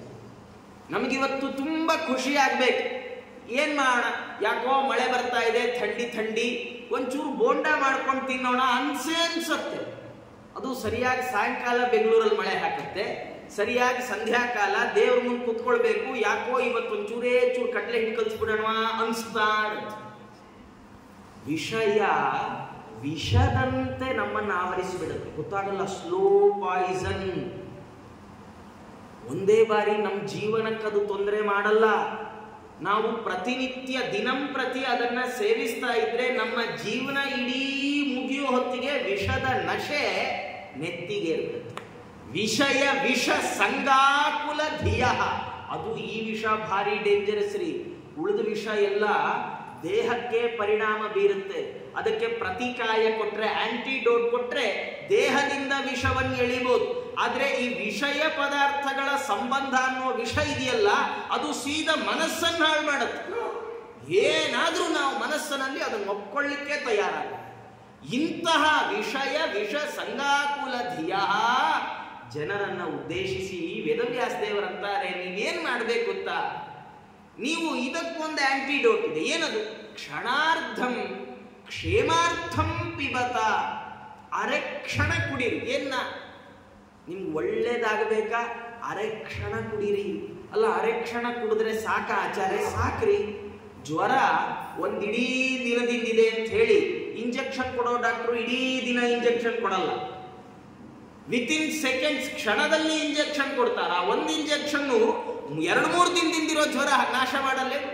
ಹಾಗೆ ನಮ್ಮ ಜೀವನ ಪೂರ್ತಿ ನಾವು ಈ ವಿಷಯ ಪದಾರ್ಥಗಳಲ್ಲಿ ಬಿದ್ದಿದ್ರು ಒಂದು ಕ್ಷಣ, ಒಂದೇ ಒಂದು ಕ್ಷಣ ಶುಕಾಚಾರ್ಯರ ಬಾಯಿಂದ ಬಂದಿರೋ ಅಮೃತ ಸದೃಶವಾದ ಭಾಗವತ ಪಾಠವನ್ನು ಮಾಡ್ರಿ. ಅದನ್ನೇ ಹೇಳಿದ್ದು ಶ್ಲೋಕಾರ್ಧಂ ಶ್ಲೋಕ ಪಾದಂವ ಶ್ರೀಮದ್ ಭಾಗವತೋದ್ಭವ. ಅವರಂತ ಪುರಾಣಕಾರರಂತಾರೆ, ಯಾವ್ದ್ಯಾವುದೋ ದಾರಿಲಿ ಯಾಕೆ ಹೋಗ್ತೀರಿ, ಈ ದಾರಿಲಿ ಹೋಗ್ರಿ. ಯಾವ ಗುರಿ ತಲುಪಬೇಕೋ ಆ ಗುರಿ ತಲುಪ್ತೀರಿ. ಅಲ್ಲ, ಏನ್ ಗ್ಯಾರಂಟಿ? ಪರೀಕ್ಷಿತ್ ಸಾಕ್ಷಿ ಶ್ರವಣಗತ ಮುಕ್ತ್ಯುಕ್ತಿ ಕಥನ್. ಪರೀಕ್ಷಿತನ್ ನೋಡ್ರಪ್ಪ, ಅವನೇ ನಿಮಗೆ ಸಾಕ್ಷಿ. ಈ ಭಾಗವತ 7 ದಿನ ಕೇಳಿ ಉದ್ಧಾರ ಆಗ್ಬಿಟ್ಟ. ಅದು ಮಾಡಿದ ಎಂಥ ಪಾಪ ರೀ, ಎಂಥ ಪಾಪವನ್ನು ಮಾಡಿದ್ದಾನೆ ಆತ. ಮೇಲ್ನೋಟಕ್ಕೆ ನೋಡುವಾಗ ಪ್ರಾರಬ್ಧ ಕರ್ಮವಶಾತ್ ಅವನು ಪರೀಕ್ಷಿತ್ ಮಹಾರಾಜರಿಂದ ಘಟಿಸಿದ ಕರ್ಮ ಎಂಥದ್ದು. ತಪಸ್ಸಿಗೆ ಕೂತ, ಅಸಂಪ್ರಜ್ಞಾತ ಸಮಾಧಿಯಲ್ಲಿ ಕೂತ ಮುನಿಗಳ ಕೊರಳಿಗೆ ಬಿಲ್ಲಿನ ತುದಿಯಿಂದ ಸತ್ತ ಹಾವನ್ನು ಹಾಕಿದ್ದು. ಅಂಥ ದೊಡ್ಡ ಅವನಿಂದ ಘಟಿಸಿ ಹೋದ ಪ್ರಾರಬ್ಧಕ್ಕೆ ಬಂದ ಶಾಪ ಎಂಥದ್ದು. ತಕ್ಷಕ ಇವತ್ತಿನಿಂದ 7 ದಿನದಲ್ಲಿ ಏನಂ ಲಂಘಿತ ಮರ್ಯಾದಂ. ಅವ ಮಗ ಶಾಪ ಕೊಟ್ಟ. ಆ ಅಂಥ ಶಾಪದಿಂದ ನೋಡಿ, ಹಾವು ಕಚ್ಚಿ ಸಾಯೋದು ಅಂದ್ರೆ ಒಳ್ಳೆ ಮೃತ್ಯು ಅಂತ ಅರ್ಥ ಅಲ್ಲ. ಅದು ಎಂಥ ಮೃತ್ಯು? ಅದು ಅಪಮೃತ್ಯು. ನಿಜವಾಗಿ ಅಪಮೃತ್ಯುವನ್ನ ಪಡೆದವ ಈ ಲೋಕದಿಂದ ಬಿಡುಗಡೆ ಹೊಂದಲಾರ, ಇಲ್ಲೇ ತಿರುಗಾಡ್ಕೊಂಡಿರ್ಬೇಕು. ಆದರೆ ಆತ ತಕ್ಷಕನಿಂದ ಕಚ್ಚಿ ಮೃತನಾದ್ರೂ ಏನಾದ ಕೊನೆಗೆ ಭೇಜೆ ಖಗೇಂದ್ರ ಧ್ವಜ ಪಾದ ಮೂಲಂ ಅಂತೂ ಭಾಗವತ. ಹೇಗೆ ಸಾಧ್ಯ ಆಯಿತು? ಅವ ಕೂತ್ಕೊಳ್ಳುವಾಗಲೇ ಪ್ರಾಯೋಪವೇಶಕ್ಕೆ ಶುಕಾಚಾರ ಬಂದು ಅಮೃತ ಕೊಟ್ಬಿಟ್ರೆ ಅವನಿಗೆ, ನಮಗೆಲ್ಲ ಕೊರೋನಾ ಬರೋಕ್ ಮುಂಚೆ ವ್ಯಾಕ್ಸಿನ್ ತಗೊಂಡ್ವಲ್ಲ ಹಾಗೆ ಸುಖವಾಗಿ ಆತ ತಾನು ಭಗವಂತನ ಪಾದವನ್ನು ಸೇರಿಬಿಟ್ಟ ಅಂತ. ಇಂಥ ಪರಮಾದ್ಭುತವಾದ ಶ್ರೀಮದ್ ಭಾಗವತ. ಈ ಭಾಗವತದ ಉಗಮವನ್ನ ಹೇಳ್ತಾ, ಈ ಭಾಗವತ ನಮ್ಗೆ ಸಿಕ್ಕದ್ದು ಹೇಗೆ, ಈ ಜಗತ್ತಿಗೆ ಬಂದದ್ದು ಹೇಗೆ ಅಂತ ಹೇಳುವಾಗ ಭಾಗವತ ಪ್ರಾರಂಭ ಮಾಡ್ತಾ, ನಿಗಮಕಲ್ಪತರೋರ್ಗಳಿತಂ ಫಲಂ ಶುಖಮುಖಾದಮೃತದ್ರವ ಸಂಯುತಂ ಪಿಬತ ಭಾಗವತಂ ರಸಮಾಲಯಂ ಮುಹುರಹೋ ರಸಿಕಾ ಭುವಿ ಭಾವುಕಾಃ. ಎಲ್ಲ ಸಜ್ಜನರು ಅನ್ನಿಸಿಕೊಂಡವ್ರು ಯಾರಿದ್ದೀರಿ, ನೀವೆಲ್ಲ ಭಾಗವತವನ್ನು ಪಾಠ ಮಾಡ್ರಿ ಅಂತ ಹೇಳಿದ್ದಾರೆ. ಈ ಭಾಗವತ ಪ್ರಾರಂಭ ಆಗುವಾಗ ನೈಮಿಷಾರಣ್ಯದಲ್ಲಿ ಶೌನಕಾದಿ ಮಹರ್ಷಿಗಳು ಸತ್ರಂ ಸ್ವರ್ಗಾಯ ಲೋಕಾಯ ಸಹಸ್ರ ಸಮಮಾಸತ, 1000 ವರ್ಷಗಳ ದೊಡ್ಡ ಸತ್ರವನ್ನ ಅವರು ತಾವು ಹಮ್ಮಿಕೊಂಡಿದ್ದಾರೆ. 1000 ವರ್ಷದ ಸತ್ರ ಮಾಡಕ್ ಆಗ್ತಿತ್ತ ಆಚಾರ್ಯ? ಆಗ್ತಿತ್ರಿ. ಯಾಕಾಗ್ತಿತ್ತು ಶುಕಾಚಾರ್ಯ ಅವರು ಹೇಳ್ತಾರೆ. ಶೌನಕಾದಿಗಳೇ ಹೇಳುವಾಗ ಸೂತಾಚಾರ್ಯನ ಕೇಳಿದ್ರು, ಸ್ವಾಮಿ ಏನಾದ್ರು ಕಥೆ ಹೇಳ್ರಿ. ಸೂತಾಚಾರ್ಯ ಅಂದ್ರು, ಅಲ್ಲಪ್ಪ ಹೋಮದ ಮಧ್ಯೆ ಕಥೆ ಹೇಳಿ, ಕಥೆ ಟೈಮ್ ಹಿಡಿದು ಹೋಮ ಮಾಡಕ್ಕಾಗದೆ, ಹೋಮ ಮಾಡೋಕ್ ಮುಂಚೆ ಯಾರಿಗಾದ್ರೂ ಅನಾರೋಗ್ಯ ಆದ್ರೆ, ಯಾರಾದ್ರೂ ಮೃತರಾದ್ರೆ ಏನ್ ಮಾಡ್ತೀವಿ? ಶೌನಕರಂತಾರೆ ಹಾಗೆಲ್ಲ ಆಗಲ್ಲ. ಯಾಕೆ ಅಂದ್ರೆ ನಾವು ಯಜ್ಞ ವೇದಿಕೆಯಲ್ಲಿ ನರಸಿಂಹದೇವರನ್ನ ಪ್ರತಿಷ್ಠೆ ಮಾಡಿದ್ದೆ. ನರಸಿಂಹದೇವರಿರೋವರೆಗೂ ಇಲ್ಲಿ ಉಳಿದ ಯಾವ ತೊಂದರೆ ತಾಪತ್ರಯಗಳಿಗೂ ಪ್ರವೇಶವೇ ಇಲ್ಲ. ಹಾಗಾಗಿ ನೀವು ಆರಾಮವಾಗಿ ಕಥೆ ಹೇಳ್ರಿ, ಟೈಮ್ ಲಿಮಿಟ್ ಇಲ್ಲ ಅಂತ. ನಾವೆಲ್ಲ ಹೋದಾಗ ಪುರಾಣ ಏನಾದ್ರು ಮಾಡಬೇಕು, ಮನೇಲಿ ಏನಾದ್ರು ಧಾರ್ಮಿಕ ಕಾರ್ಯಗಳು ಅಂತಾದಾಗ ಸಂಜ್ಞೆ ಅಲ್ಲಿ ಅಡಿಗೆ ಮನೆಯಿಂದ ಸೂಚನೆ ಬರೋವರೆಗೂ ಪುರಾಣದ ಆಚಾರ ಪುರಾಣ, ಅಡಿಗೆ ಮನೆಯಿಂದ ಸೂಚನೆ ಬಂದ್ರೆ ನೈವೇದ್ಯಕ್ಕೆ ರೆಡಿ ಆಯಿತು ಅಂತ ಪುರಾಣದ ಆಚಾರ ಗಂಟೆ ಬಾರಿಸಿ ಮಂಗಳಾರತಿ ಮಾಡ್ತಾರೆ, ಮುಗೀತು ಅಂತ ಅರ್ಥ. ನಮ್ದೆಲ್ಲ ದೇವರ ಕಥೆ ದೇವರಿಗೋಸ್ಕರ ದೇವರ ಕಥೆ ಅಲ್ಲ, ಮಧ್ಯದಲ್ಲಿ ಟೈಮ್ ಇರುತ್ತಲ್ಲ ಅದಕ್ಕೆ ದೇವರ ಕಥೆ. ಆದರೆ ಅವರದ್ದೆಲ್ಲ ದೇವರ ಕಥೆಗೋಸ್ಕರನೇ ಕಥೆ. ಅವರಂದ್ರು ನೀವೇನ್ ಚಿಂತೆ ಮಾಡಬೇಡಿ, ಇಷ್ಟರಲ್ಲೇ ಹೇಳಬೇಕು ಅಷ್ಟರಲ್ಲೇ ಹೇಳಬೇಕು ಏನಿಲ್ಲ, ಯಾವ್ದು ಹೇಳಬೇಕು ಅದೆಲ್ಲ ಹೇಳ್ರಿ ಅಂದ್ರೆ ಅವ್ರು ಏನ್ ಮಾಡಿದ್ದಾರೆ? ತಯೇಕದಾತು ಮುನಯ ಪ್ರಾತರ್ಹುತ ಹುತಾಶನಾ ಸತ್ಕೃತಂ ಸೂಕ್ತಮಾಸೀನಂ ಪಪ್ರಚ್ಛುರಿದ ಮಾದೃತಾ. ಅವ್ರೇನ್ ಮಾಡಿದ್ದಾರೆ? ಒಮ್ಮೆ ಆ ಸತ್ರದ ಯಜ್ಞಕ್ಕೆ, ಆ ಯಾಗಕ್ಕೆ ಸೂತಾಚಾರ್ಯರು ಬಂದಿದ್ದಾರೆ, ಸೂತ ಪುರಾಣಿಕರು. ಅವರು ತಾವು ದೈನಂದಿನ ಕೃತ್ಯವನ್ನ, ಬೆಳಗಿನ ಎಲ್ಲ ಕೃತ್ಯವನ್ನ ಮುಗಿಸಿದ್ದಾರೆ. ಮುಗಿಸಿ ಸೂತಾಚಾರ್ಯರನ್ನ ಪುರಾಣಿಕರ ಸ್ಥಾನದಲ್ಲಿ ಕೂಡಿಸಿದ್ದಾರೆ. ಕೂಡಿಸಿ ಬಹಳ ಆದರದಿಂದ, ಬಹಳ ಭಕ್ತಿಯಿಂದ ಅವರು ಪ್ರಶ್ನೆ ಮಾಡ್ತಾ ಇದ್ದಾರೆ. ಏನು ಪ್ರಶ್ನೆ ಮಾಡಿದ್ದಾರೆ? ಅವರಂತಾರೆ, ಸ್ವಾಮಿ ನೀವು ಎಲ್ಲ ಇತಿಹಾಸವನ್ನ, ಎಲ್ಲ ಪುರಾಣಗಳನ್ನ ನೀವು ವೇದವ್ಯಾಸ ದೇವರ ಮುಖಾರವಿಂದದಿಂದ ಕೇಳಿ ತಿಳಿದಿದ್ದೀರಿ. ಹಾಗಾಗಿ ನಮ್ಗೊಂದಿಷ್ಟು ಪ್ರಶ್ನೆ ಇದೆ, ಅದಕ್ಕೆ ನೀವು ಉತ್ತರ ಕೊಡುವಂಥವರಾಗಬೇಕು. ಏನಾ ಪ್ರಶ್ನೆ? ಅವರಂತಾರೆ, ತತ್ರ ತತ್ರಾಂಜಸಾಯುಷ್ಮನ್ ಭವತಾ ಯದ್ವಿನಿಶ್ಚಿತಂ ಪುಂಸಾಮೇಕಾಂತತ ಶ್ರೇಯಃ ತನ್ನ ಶಂಸಿತುಮರ್ಹಸಿ. ಅವರಂತಾರೆ, ಮನುಷ್ಯನಿಗೆ ಅತ್ಯಂತ ಶ್ರೇಯಸ್ಕರವಾದ್ಯ ಅಂದ್ರೆ ಈ ಕಲಿಯುಗ, ಯಾಕೆ ಇದು ಭಾಗವತ ಕಲಿಯುಗದಲ್ಲಿ ಬಹಳ ಪ್ರಶಸ್ತ ಅಂದ್ರೆ, ಪ್ರಶ್ನೆ ಮಾಡಿದ ಶೌನಕಾದಿಗಳು ಸೂತಾಚಾರ್ಯರಿಗೆ ನಿಮಗೆ ಗೊತ್ತಿರೋದೆಲ್ಲ ಹೇಳ್ರಿ, ನಮ್ಗೇನ್ ಬೇಕೋ ಅದು ತಗೊಳ್ತೀವಿ ಅನ್ಲಿಲ್ಲ. ಹಂಗಂದಿದ್ರೆ ಭಾಗವತ ಇಷ್ಟು ದಪ್ಪ ಪುಸ್ತಕ ಆಗಿರ್ತೀವಿ, ನಮ್ಗೆ ಓದಕ್ಕೆ ಸಾಧ್ಯವೇ ಇರ್ತಿರ್ಲಿಲ್ಲ. ಶೌನಕಾದಿಗಳ ಪ್ರಶ್ನೆಯೇ ಪುಂಸಾಂ ಏಕಾಂತತ ಶ್ರೇಯ ತನ್ನ ಶ್ರಮಿಸಿತು ಮರಹಸಿ. ಮನುಷ್ಯನಿಗೆ ಮುಖ್ಯವಾಗಿ ಶ್ರೇಯಸ್ಸಾಧನ ಯಾವುದು ಅಂದ್ರೆ, ಮನುಷ್ಯ ಉದ್ಧಾರ ಆಗಬೇಕಾದ್ರೆ ಅವಶ್ಯವಾಗಿ ಏನನ್ ಮಾಡಬೇಕು, ಏನನ್ ಕೇಳಿ. ಅಲ್ಲ, ಯಾಕೆ ಹಿಂಗೆ ಕೇಳಿದ್ರು? ಅವರಂತಾರೆ, ಮನುಷ್ಯರಿಗೆ ಪ್ರಾಯೇಣ ಅಲ್ಪಾಯುಷಃ ಮರ್ತ್ಯ. ಮನುಷ್ಯನಿಗೆ ಪ್ರಾಯ ಅಲ್ಪಾಯುಷ್ಯ ಅಂದ್ರೆ ಏನರ್ಥ? ವೇದ ಹೇಳುವಾಗ ಅನ್ನತ್ತೆ, ಶತಮಾನಂ ಭವತಿ ಶತಾಯು ಪುರುಷಃ. ಮನುಷ್ಯ ಎಷ್ಟು ಬದುಕಬೇಕು? ವೇದ ಹೇಳುತ್ತೆ ಶತಾಯು ಪುರುಷಃ. ಆತ ವಾಸ್ತವದಲ್ಲಿ 120 ಸಂವತ್ಸರಗಳನ್ನ ನೋಡ್ಬೇಕು. ಅದಾಗದಿದ್ರೆ 100 ಸಂವತ್ಸರಗಳನ್ನಾದ್ರೂ ಬದುಕಬೇಕು, ಅದು ಪೂರ್ಣ ಆಯುಷ್ಯ. ಆದರೆ ಇವತ್ತಿಗೆ ಹೇಗಿದೆ ಪರಿಸ್ಥಿತಿ? ಯಾರಾದ್ರೂ 100 ವರ್ಷ ಬದುಕಿದ್ರು ಪ್ರಾಯ ನಾವ್ಯಾರು, ನಮ್ಮ ಜನರೇಷನ್ ಅಂದ್ರೆ ನಿಮ್ಗಿಂತ ನಾನು 1 ಜನರೇಷನ್ ಕೆಳಗಿನವ, ಈ ನಮ್ಮ ಹೊತ್ತಿಗೆ ಬರೋ ಹೊತ್ತಿಗೆಲ್ಲ ಷಷ್ಠಿ ಪೂರ್ತಿ ಆದ್ರೆ ಅವ್ರಿಗೆ ಭಾರತ ರತ್ನ ಕೊಡಬೇಕಾದ ಪರಿಸ್ಥಿತಿ ಬಂದಿದೆ. ಯಾಕೆಂದ್ರೆ ನಾವು ಕೇಳ್ತಾ ಇದ್ದೀವಿ ಎಂತೆಂಥ ಎಷ್ಟೆಷ್ಟು ಸಣ್ಣ ಸಣ್ಣ ವಯಸ್ಸಿನಲ್ಲಿ ಮನುಷ್ಯರು ಮೃತರಾಗ್ತಾರೆ ಅಂದ್ರೆ ಬಹಳ ಆಶ್ಚರ್ಯ. ವಿಜ್ಞಾನ ವೈದ್ಯಕೀಯ ಕ್ಷೇತ್ರ ಇಷ್ಟು ಮುಂದುವರೆದಾಗಲೂ ಮನುಷ್ಯನ ಪೂರ್ಣಾಯುಷ್ಯ ಮನುಷ್ಯನಿಗೆ ದಕ್ತಾ ಇಲ್ಲ. ಯಾಕೆ? ಶೌನಕಾದಿಗಳಂತಾರೆ, ಪ್ರಾಯೇಣ ಅಲ್ಪಾಯುಷಃ ಮರ್ತ್ಯ. ಮನುಷ್ಯ ಪೂರ್ಣ ಬದುಕೋಲ್ಲ. ಏನರ್ಥ ಗೊತ್ತಾ ಆಚಾರ್ಯ? ಈಗಿಂದ ಯಾಕೆ ಆಚಾರ್ಯ 60 ವರ್ಷ ಆಗಿ ರಿಟೈರ್ಡ್ ಆದ್ಮೇಲೆ ಏನ್ ಬೇಕಾದ್ರೆ ನೋಡೋಣ, ಮಠ ಮಂದಿರ, ಆಮೇಲೆ ಏನ್ ಕೆಲಸ ಇದೆ, ದಿನಾ ಪ್ರವಚನಕ್ಕೆ ಬಂದ್ಬಿಡ್ತೀನಿ, ಈಗೊಂದು ಬಿಟ್ಬಿಡಿ ಅನ್ಬೇಡಿ ಅನ್ನಂತೆ ಭಾಗವತ. ಯಾರಿಗ್ ಗೊತ್ತು? ಆಫೀಸಿಂದ ಬೇಗ ರಿಟೈರ್ಡ್ ಆಗ್ತೀವೋ, ಸಂಸಾರದಿಂದಲೇ ರಿಟೈರ್ಡ್ ಆಗ್ತೀವೋ, ಯಾರಿಗ್ ಗೊತ್ತು? ನಾವು ಬರುವಾಗ ಯಾರು ನಮಗೆ ಬಾಂಡ್ ಪೇಪರ್ ಮೇಲೆ ಬರೆದು ಇಷ್ಟು ಕಾಲ ನೀ ಭೂಲೋಕದಲ್ಲಿದ್ದೇ ಇರ್ತಿ ಕಳಿಸ್ಲಿಲ್ಲ. ಈ ಪರೀಕ್ಷಿತ್ ಮಹಾರಾಜರಿಗಾದ್ರೂ 7 ದಿನ ಇದೆ ಅಂತ ಕನ್ಫರ್ಮ್ ಆಗಿ ಗೊತ್ತಿತ್ರಿ. 5ನೇ ದಿನನೇ ತಕ್ಷಕ ಬಂದ್ಬಿಟ್ಟು ಬರ್ತಾ ಟ್ರಾಫಿಕ್ ಇರಲಿಲ್ಲ, ಬೇಗ ಬಂದ್ಬಿಟ್ಟೆ ಕಚ್ಚಿ ಹೋಗ್ಬಿಡ್ತೀನಿ, ಅವೆಲ್ಲ ಇಲ್ಲ. 7ನೇ ದಿನಕ್ಕೆ ತಕ್ಷಕ ಬಂದು ಕಚ್ತಾನೆ ಅಂದ್ರೆ 7ನೇ ದಿನಕ್ಕೆ ಕಚ್ಚೋದು. ಹಾಗಾಗಿ 7 ದಿನ ಅವನಿಗೆ ಸಮಯ ಇತ್ತು ಪರೀಕ್ಷಿತ್ ಮಹಾರಾಜರಿಗೆ. ನಮಗ್ ಗೊತ್ತೇ ಇಲ್ಲ, ಅಂತಕನ ದೂತರಿಗೆ ಕಿಂಚಿತ್ತೂ ದಯವಿಲ್ಲ. ಹಾಗಾಗಿ ಏನ್ ಮಾಡ್ಬೇಕು? ಗೃಹೀತ ಇವ ಕೇಶೇಶು ಮೃತ್ಯುನಾ ಧರ್ಮಮಾಚರೇತಂತ. ಇವತ್ತೋ ನಾಳೆನೋ ಅನ್ನೋ ಹಾಗೆ ಧರ್ಮಾಚರಣೆ ಮಾಡಬೇಕು.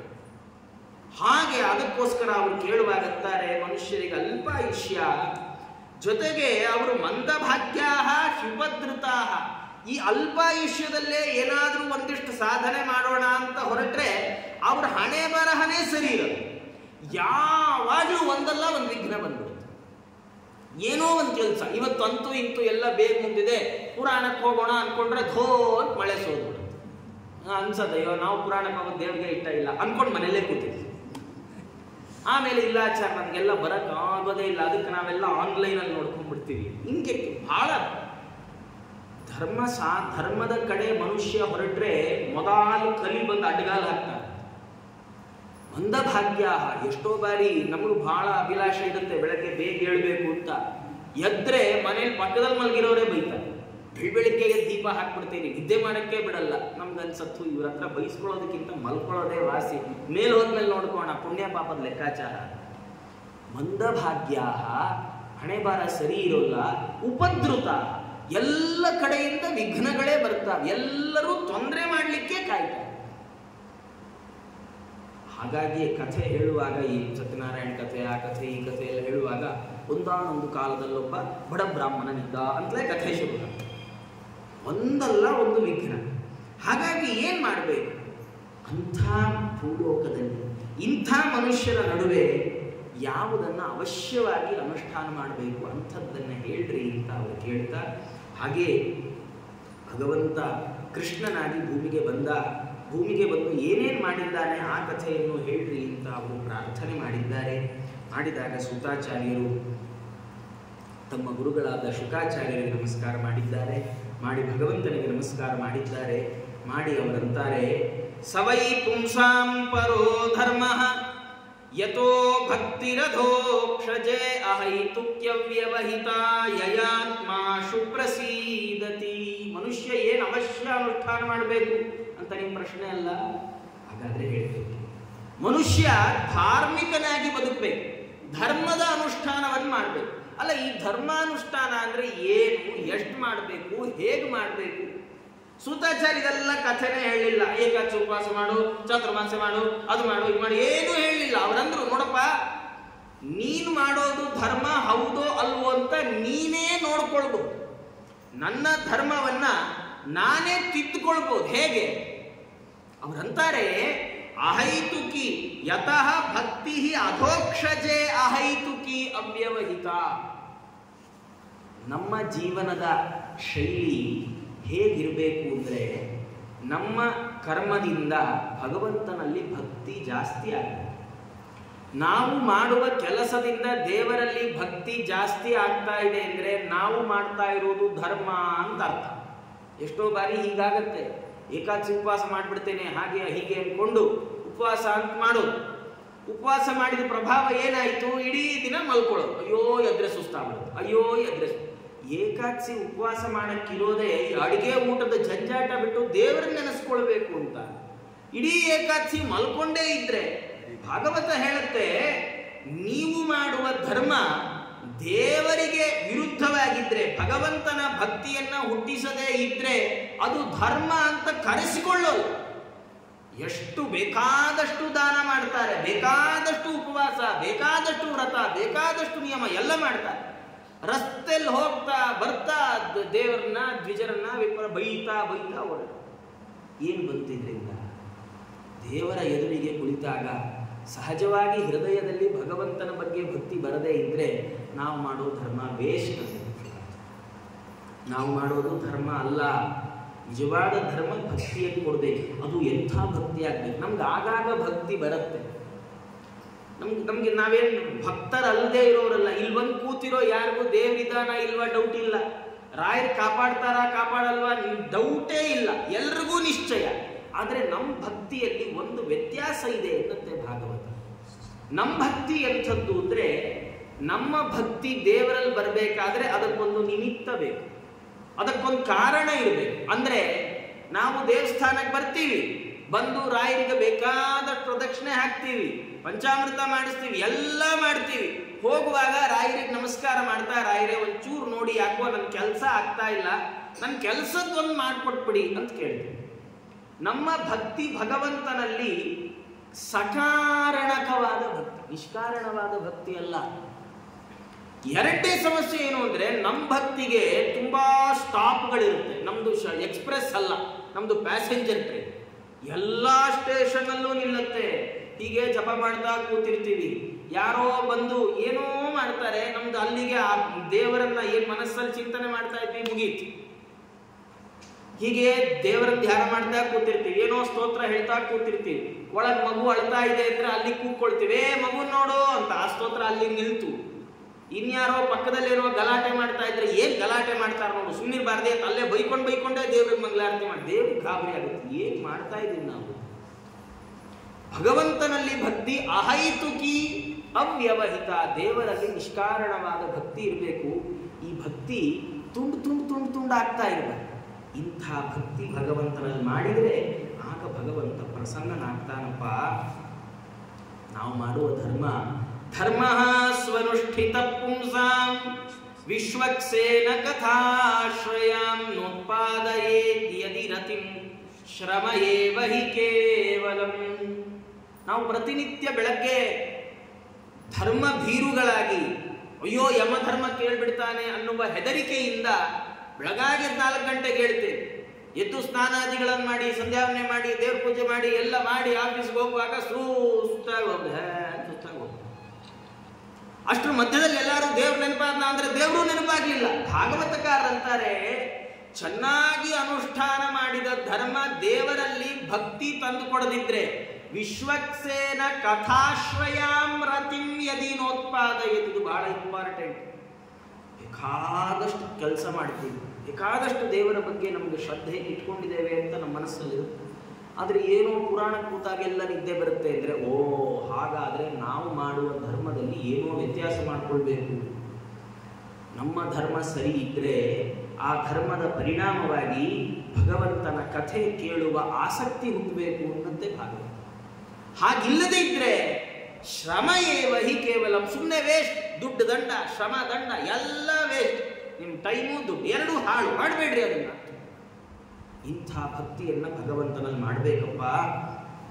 ಹಾಗಾಗಿ ಧರ್ಮಾಚರಣೆಯನ್ನು ಮಾಡಬೇಕು. ಆ ಧರ್ಮಾಚರಣೆಯಿಂದ ಭಕ್ತಿಯನ್ನು ಸಂಪಾದನೆ ಮಾಡಬೇಕು. ಆ ಭಕ್ತಿಯಿಂದ ಭಗವಂತನನ್ನು ಒಲಿಸಿಕೊಳ್ಬೇಕು. ಹೀಗೆ ಒಲಿಸಿಕೊಂಡವ ಸಂಸಾರದಿಂದ ಆತ ತಾನು ಬಿಡುಗಡೆಯನ್ನು ಹೊಂದುತ್ತಾನೆ ಅಂತ ಹೀಗೆ ಅವರು ಹೇಳ್ತಾ, ಇಂಥ ಭಗವಂತ ತಾನು ಭೂಲೋಕದಲ್ಲಿ ಅನೇಕ ಬಾರಿ ಅವತಾರ ಮಾಡಿದ್ದಾನೆ. ಭೂಮಿಯಲ್ಲಿ ಅವತಾರ ಮಾಡ್ತಾ ಮಾಡ್ತಾ ಅವನು ಒಟ್ಟು ಇಲ್ಲಿ ಹೇಳುವಾಗ ಭಾಗವತದಲ್ಲಿ 22 ಅವತಾರಗಳನ್ನು ಪಟ್ಟಿ ಮಾಡಿಕೊಟ್ಟಿದ್ದಾರೆ ಸೂತಾಚಾರ್ಯರು. ಪಟ್ಟಿ ಮಾಡಿಕೊಟ್ಟು ಹೇಳ್ತಾರೆ, ಆದರೆ ಅವತಾರ ಅಸಂಖ್ಯೇಯ, ಭಗವಂತನ ಅವತಾರ ಇಂತಿಷ್ಟೇ ಅಂತ ಲೆಕ್ಕ ಹಾಕಲಿಕ್ಕೆ ಬರಲ್ಲಪ್ಪ. ಅನೇಕ ಅವತಾರಗಳಿದ್ದಾವೆ. ಈ ಎಲ್ಲ ಅವತಾರಗಳನ್ನು ಭಗವಂತ ಯಾಕೆ ಭೂಮಿಯಲ್ಲಿ ಮಾಡ್ತಾನೆ? ಭೂಲೋಕದಲ್ಲಿ ಇಷ್ಟು ಅವತಾರಗಳನ್ನು ದೇವರು ಮಾಡ್ಲಿಕ್ಕೆ ಕಾರಣ ಏನು ಕಾರಣ ಅಂದ್ರೆ, ಭಕ್ತರ ಪ್ರಾರ್ಥನೆಗೋಸ್ಕರ ಭೂಮಿಯಲ್ಲಿ ಬರ್ತಾರೆ. ದೇವರು ಭೂಮಿಗೆ ಬಂದದ್ದು ಯಾಕೆ? ದೇವರಿಗೇನೋ ಆಗ್ಬೇಕಾಗಿಲ್ಲ. ಅಯ್ಯೋ ಭೂಮಿಗೆ ಬಂದ್ರೆ ಒಂದು ಅನ್ನ ಸಿಗುತ್ತಪ್ಪ, ವೈಕುಂಠದಲ್ಲಿ ಯಾರು ಅಡಿಗೆ ಮಾಡೋರು? ಭಗವಂತ ಅವನಿಗೆ ಪ್ರಾಪ್ತವ್ಯ ಅಂತ ಕರೀತಾರೆ ದೇವರನ್ನು. ಅವನಿಗೆ ಎಲ್ಲವೂ ಸಿಕ್ಕಾಗಿದೆ. ದೇವರು ಯಾವುದನ್ನು ಹೊಂದುವ ಬಯಕೆಯಿಂದ ಭೂಮಿಗೆ ಬರೋಲ್ಲ. ದೇವರು ಭೂಮಿಗೆ ಬರುವ ಹಿನ್ನೆಲೆಯಲ್ಲಿ ಸ್ವಾರ್ಥ ಇಲ್ಲ. ಕೇವಲ ಭಕ್ತರಿಗೋಸ್ಕರ ಆಗಾಗ ಭೂಮಿಗೆ ಬಂದು ಭಗವಂತ ತಾನು ಎಲ್ಲರನ್ನ ಅನುಗ್ರಹಿಸ್ತಾನಪ್ಪ. ಇದಂ ಭಾಗವತಂ ನಾಮ ಪುರಾಣಂ ಬ್ರಹ್ಮ ಸಂಹಿತಂ. ಈ ಭಾಗವತ ಅನ್ನುವ ಪುರಾಣವನ್ನ ವೇದವ್ಯಾಸ ದೇವರು ತಾವು ರಚನೆ ಮಾಡಿದ್ದಾರೆ. ರಚನೆ ಮಾಡಿ ತಮ್ಮ ಮಕ್ಕಳಾದ ಶುಕಾಚಾರ್ಯರಿಗೆ ಉಪದೇಶ ಮಾಡಿದ್ದಾರೆ. ಆ ಶುಕಾಚಾರ್ಯರು ಇದನ್ನ ಗಂಗೆಯಲ್ಲಿ ಪ್ರಾಯೋಪವೇಶ ಕುಳಿತ ಪರೀಕ್ಷಿತ್ ರಾಜನಿಗೆ ಹೇಳಿದ್ದಾರೆ. ಅವರು ಹೇಳುವಾಗ ನಾನಲ್ಲಿದ್ದೆ, ಅಲ್ಲಿ ಏನು ಕೇಳಿದ್ನೋ ಅದನ್ನ ನಿಮಗೆ ಹೇಳ್ತೀನಿ ಅಂತ. ಅಂದ್ರೆ ಎಷ್ಟು ಅದ್ಭುತ ಅಂದ್ರೆ, ಇವರು ಏನು ಪುಸ್ತಕ ಇಟ್ಕೊಂಡು ಓದಿ ಅದನ್ನ ತಲೆ ಹೀಗೆ ಮೆಮರೈಸ್ ಏನಿಲ್ಲ. ಶುಕಾಚಾರ್ಯರು ಪರೀಕ್ಷಿತ್ ರಾಜರಿಗೆ ಹೇಳುವಾಗ ಇವರು ಅಲ್ಲಿ ಇದ್ರು. ಇವರು ಅದರಲ್ಲಿ ಏನು ಕೇಳಿದ್ರು ಅದನ್ನು ನಿಮ್ಗೆ ಹೇಳ್ತೇನೆ ಅಂತ. ಅಂದರೆ ಕಥೆ ಕೇಳುವಾಗ ಕೆಲವು ಸರ್ತಿ ಹೀಗಾಗತ್ತೆ. ಇವತ್ತು ಆಚಾರ್ಯ ಏನು ಚೆನ್ನಾಗಿ ಹೇಳಿದ್ರು ಗೊತ್ತಾ, ಸ್ವಾಮಿಗಳು ಎಷ್ಟು ಚೆನ್ನಾಗಿ ಹೇಳಿದ್ರು, ಇಲ್ಲ ಏನು ಹೇಳಿದ್ರು ಅದೆಲ್ಲ ಹೇಳಕ್ಕಾಗಲ್ಲ, ನೀವೇ ಕೇಳಬೇಕು. ಯಾಕೆ? ನಮಗೇ ಗೊತ್ತಿಲ್ಲ ಏನು ಹೇಳಿದ್ರು ಅಂತ, ನಮಗೆ ನೆನಪೇ ಇಲ್ಲ. ನಾವು ಸುಮ್ಮನೆ ಈ ಕೂತ್ವಿ, ಸ್ವಾಮಿಗಳು ಬಾಯಿಂದ ಏನೋ ದೇವ್ರ ಕಥೆ ಬರ್ತಾ ಇದೆ, ಏನೋ ಬರ್ತಾ ಇದೆ ಅಂತ ಈ ಕಿವಿಲಿ ಕೇಳಿದ್ವಿ, ಆ ಕಿವಿಲಿ ಬಿಟ್ವಿ. ಎಷ್ಟು ಬಾರಿ ತೂಕಡಿಕೆ ಬಂತು ನಮಗೇ ಗೊತ್ತಿಲ್ಲ. ದೇವರ ಕಥೆಯನ್ನು ಕೇಳುವಾಗ ಹಿಂದಿನ ಕಾಲದಲ್ಲಿ ಹೀಗೆಲ್ಲ ಇದ್ದಿತ್ತು. ಯಾವುದಾದ್ರೂ ದೇವರ ಕಥೆ ಅಂತ ಯಾರು ಹೇಳಿದರೆ ಅದನ್ನು ಮನೆಗೆ ಬಂದು ಮಕ್ಕಳಿಗೆ ಹೇಳೋರು. ಇವತ್ತು ಹಿಂಗೊಂದು ಕಥೆ ಕೇಳಿದೆ ನಿಮ್ಗೆ ಗೊತ್ತಾ ಅಂತ. ಇವತ್ತು ಮಕ್ಕಳು ಕಥೆ ಕೇಳ್ಕೊಂಡೆಲ್ಲ ಮಲ್ಕೊಳ್ಳಲ್ಲ, ಫೋನ್ ಇಟ್ಕೊಂಡೇ ಮಲ್ಕೊಳ್ತಾರೆ. ಹಾಗಾಗಿ ಮಕ್ಕಳು ಕಥೆ ಕೇಳಲ್ಲ, ನಾವುಗಳು ಕಥೆ ಹೇಳಲ್ಲ. ಮುಗಿದು ಕಥೆ ಎಲ್ಲಿದೆ? ಕಥೆ ಪುಸ್ತಕದಲ್ಲಿದೆ, ನಮ್ಮ ತಲೆಯಲ್ಲೇ. ಆದರೆ ಸುತಾಚಾರ್ಯರು ಪರೀಕ್ಷಿತ್ ರಾಜರಿಗೆ ಉಪದೇಶ ಮಾಡುವಾಗ ಏನನ್ನ ಕೇಳಿದೆನೋ ಅದನ್ನು ನಿಮಗೆ ಹೇಳ್ತೇನೆ ಅಂತ ಹೊರಟಿದ್ದಾರೆ. ಶೌನಕಾದಿಗಳು ಪ್ರಶ್ನೆ ಮಾಡಿದರು, ಸ್ವಾಮಿ ವೇದವ್ಯಾಸದೇವರು ಇದನ್ನು ಯಾವಾಗ ರಚನೆ ಮಾಡಿದರು, ಶುಕಾಚಾರ್ಯರು ಯಾವಾಗ ಹೇಳಿಕೊಟ್ರು, ಆ ಕಥೆಯನ್ನು ಹೇಳ್ರಿ ಎಂದಾಗ, ದ್ವಾಪರೇ ಸ್ವಮನುಪ್ರಾಪ್ತೆ ತೃತೀಯೇ ಯುಗ ಪರ್ಯಯೇ ಜಾತಪರಾಶರಾದ್ಯೋಗಿ ವಾಸವ್ಯಾಂ ಕಲಯಾ ಹರೇ. ದ್ವಾಪರ ಯಾವುದು? 28ನೇ ದ್ವಾಪರ, ಅಷ್ಟಾವಿಂಶತಿನೇ ಪುನಃ. ಆಚಾರ್ಯರು ತಾತ್ಪರ್ಯ ನಿರ್ಣಯದಲ್ಲಿ ಹೇಳುವಾಗ 28ನೇ ದ್ವಾಪರ ಎಲ್ಲ ದೇವತೆಗಳು ಪ್ರಾರ್ಥನೆ ಮಾಡಿದ್ದಾರೆ. ಯಾಕೆ? ಜ್ಞಾನ ನಾಶ ಆಗಿದೆ, ಜಗತ್ತಿನಲ್ಲಿ ಜ್ಞಾನವೇ ಇಲ್ಲ. ಜ್ಞಾನ ಇಲ್ಲ ಅಂದ್ರೆ ಯಾಕಿಲ್ಲ? ಒಂದು ಕಾಲಪ್ರಭಾವದಿಂದ ನಾಶ ಆಯಿತು, ಇನ್ನೊಂದು ಗೌತಮಸ್ಯ ಮುನೇ ಶಾಪಾಜ್ಞಾನೇತ್ವ ಜ್ಞಾನತ. ಗೌತಮರು ಶಾಪ ಕೊಟ್ಟರು, ಯಾವ ಋಷಿಗಳಿಗೂ ಜ್ಞಾನವೇ ಇರೋದು ಬೇಡ ಅಂತ ಶಾಪ ಕೊಟ್ಟರು. ಆಗ ಎಲ್ಲ ದೇವತೆಗಳು ಹೋದ್ರು. ದೇವತೆಗಳು ಹೋಗಿ ಸ್ವಾಮಿ ಭೂಮಿಗೆ ಅವತಾರ ಮಾಡು, ಯಾರ ತಲೆಯಲ್ಲಿ ಏನಿಲ್ಲ ಅಂದ್ರು. ಅಲ್ಲ, ದೇವತೆಗಳು ಯಾಕೆ ಹೋದ್ರು? ಇದೊಂದು ಭಾರಿ ಚಂದದ ಕಥೆ, ನಾವು ಅರ್ಥ ಮಾಡ್ಕೊಳ್ಬೇಕಾದ್ದು. ದೇವತೆಗಳಿಗೆ ಶಾಪದ ಪ್ರಭಾವದಿಂದ ಜ್ಞಾನ ಲೋಪ ಆಗಿರಲಿಲ್ಲ, ದೇವತೆಗಳಿಗೆ ಜ್ಞಾನನಾಶ ಇಲ್ಲ. ಯಾಕೆ? ಗೌತಮರ ಶಾಪ ಬ್ರಹ್ಮದೇವರಿಗೆ ತಟ್ಟಲ್ಲ.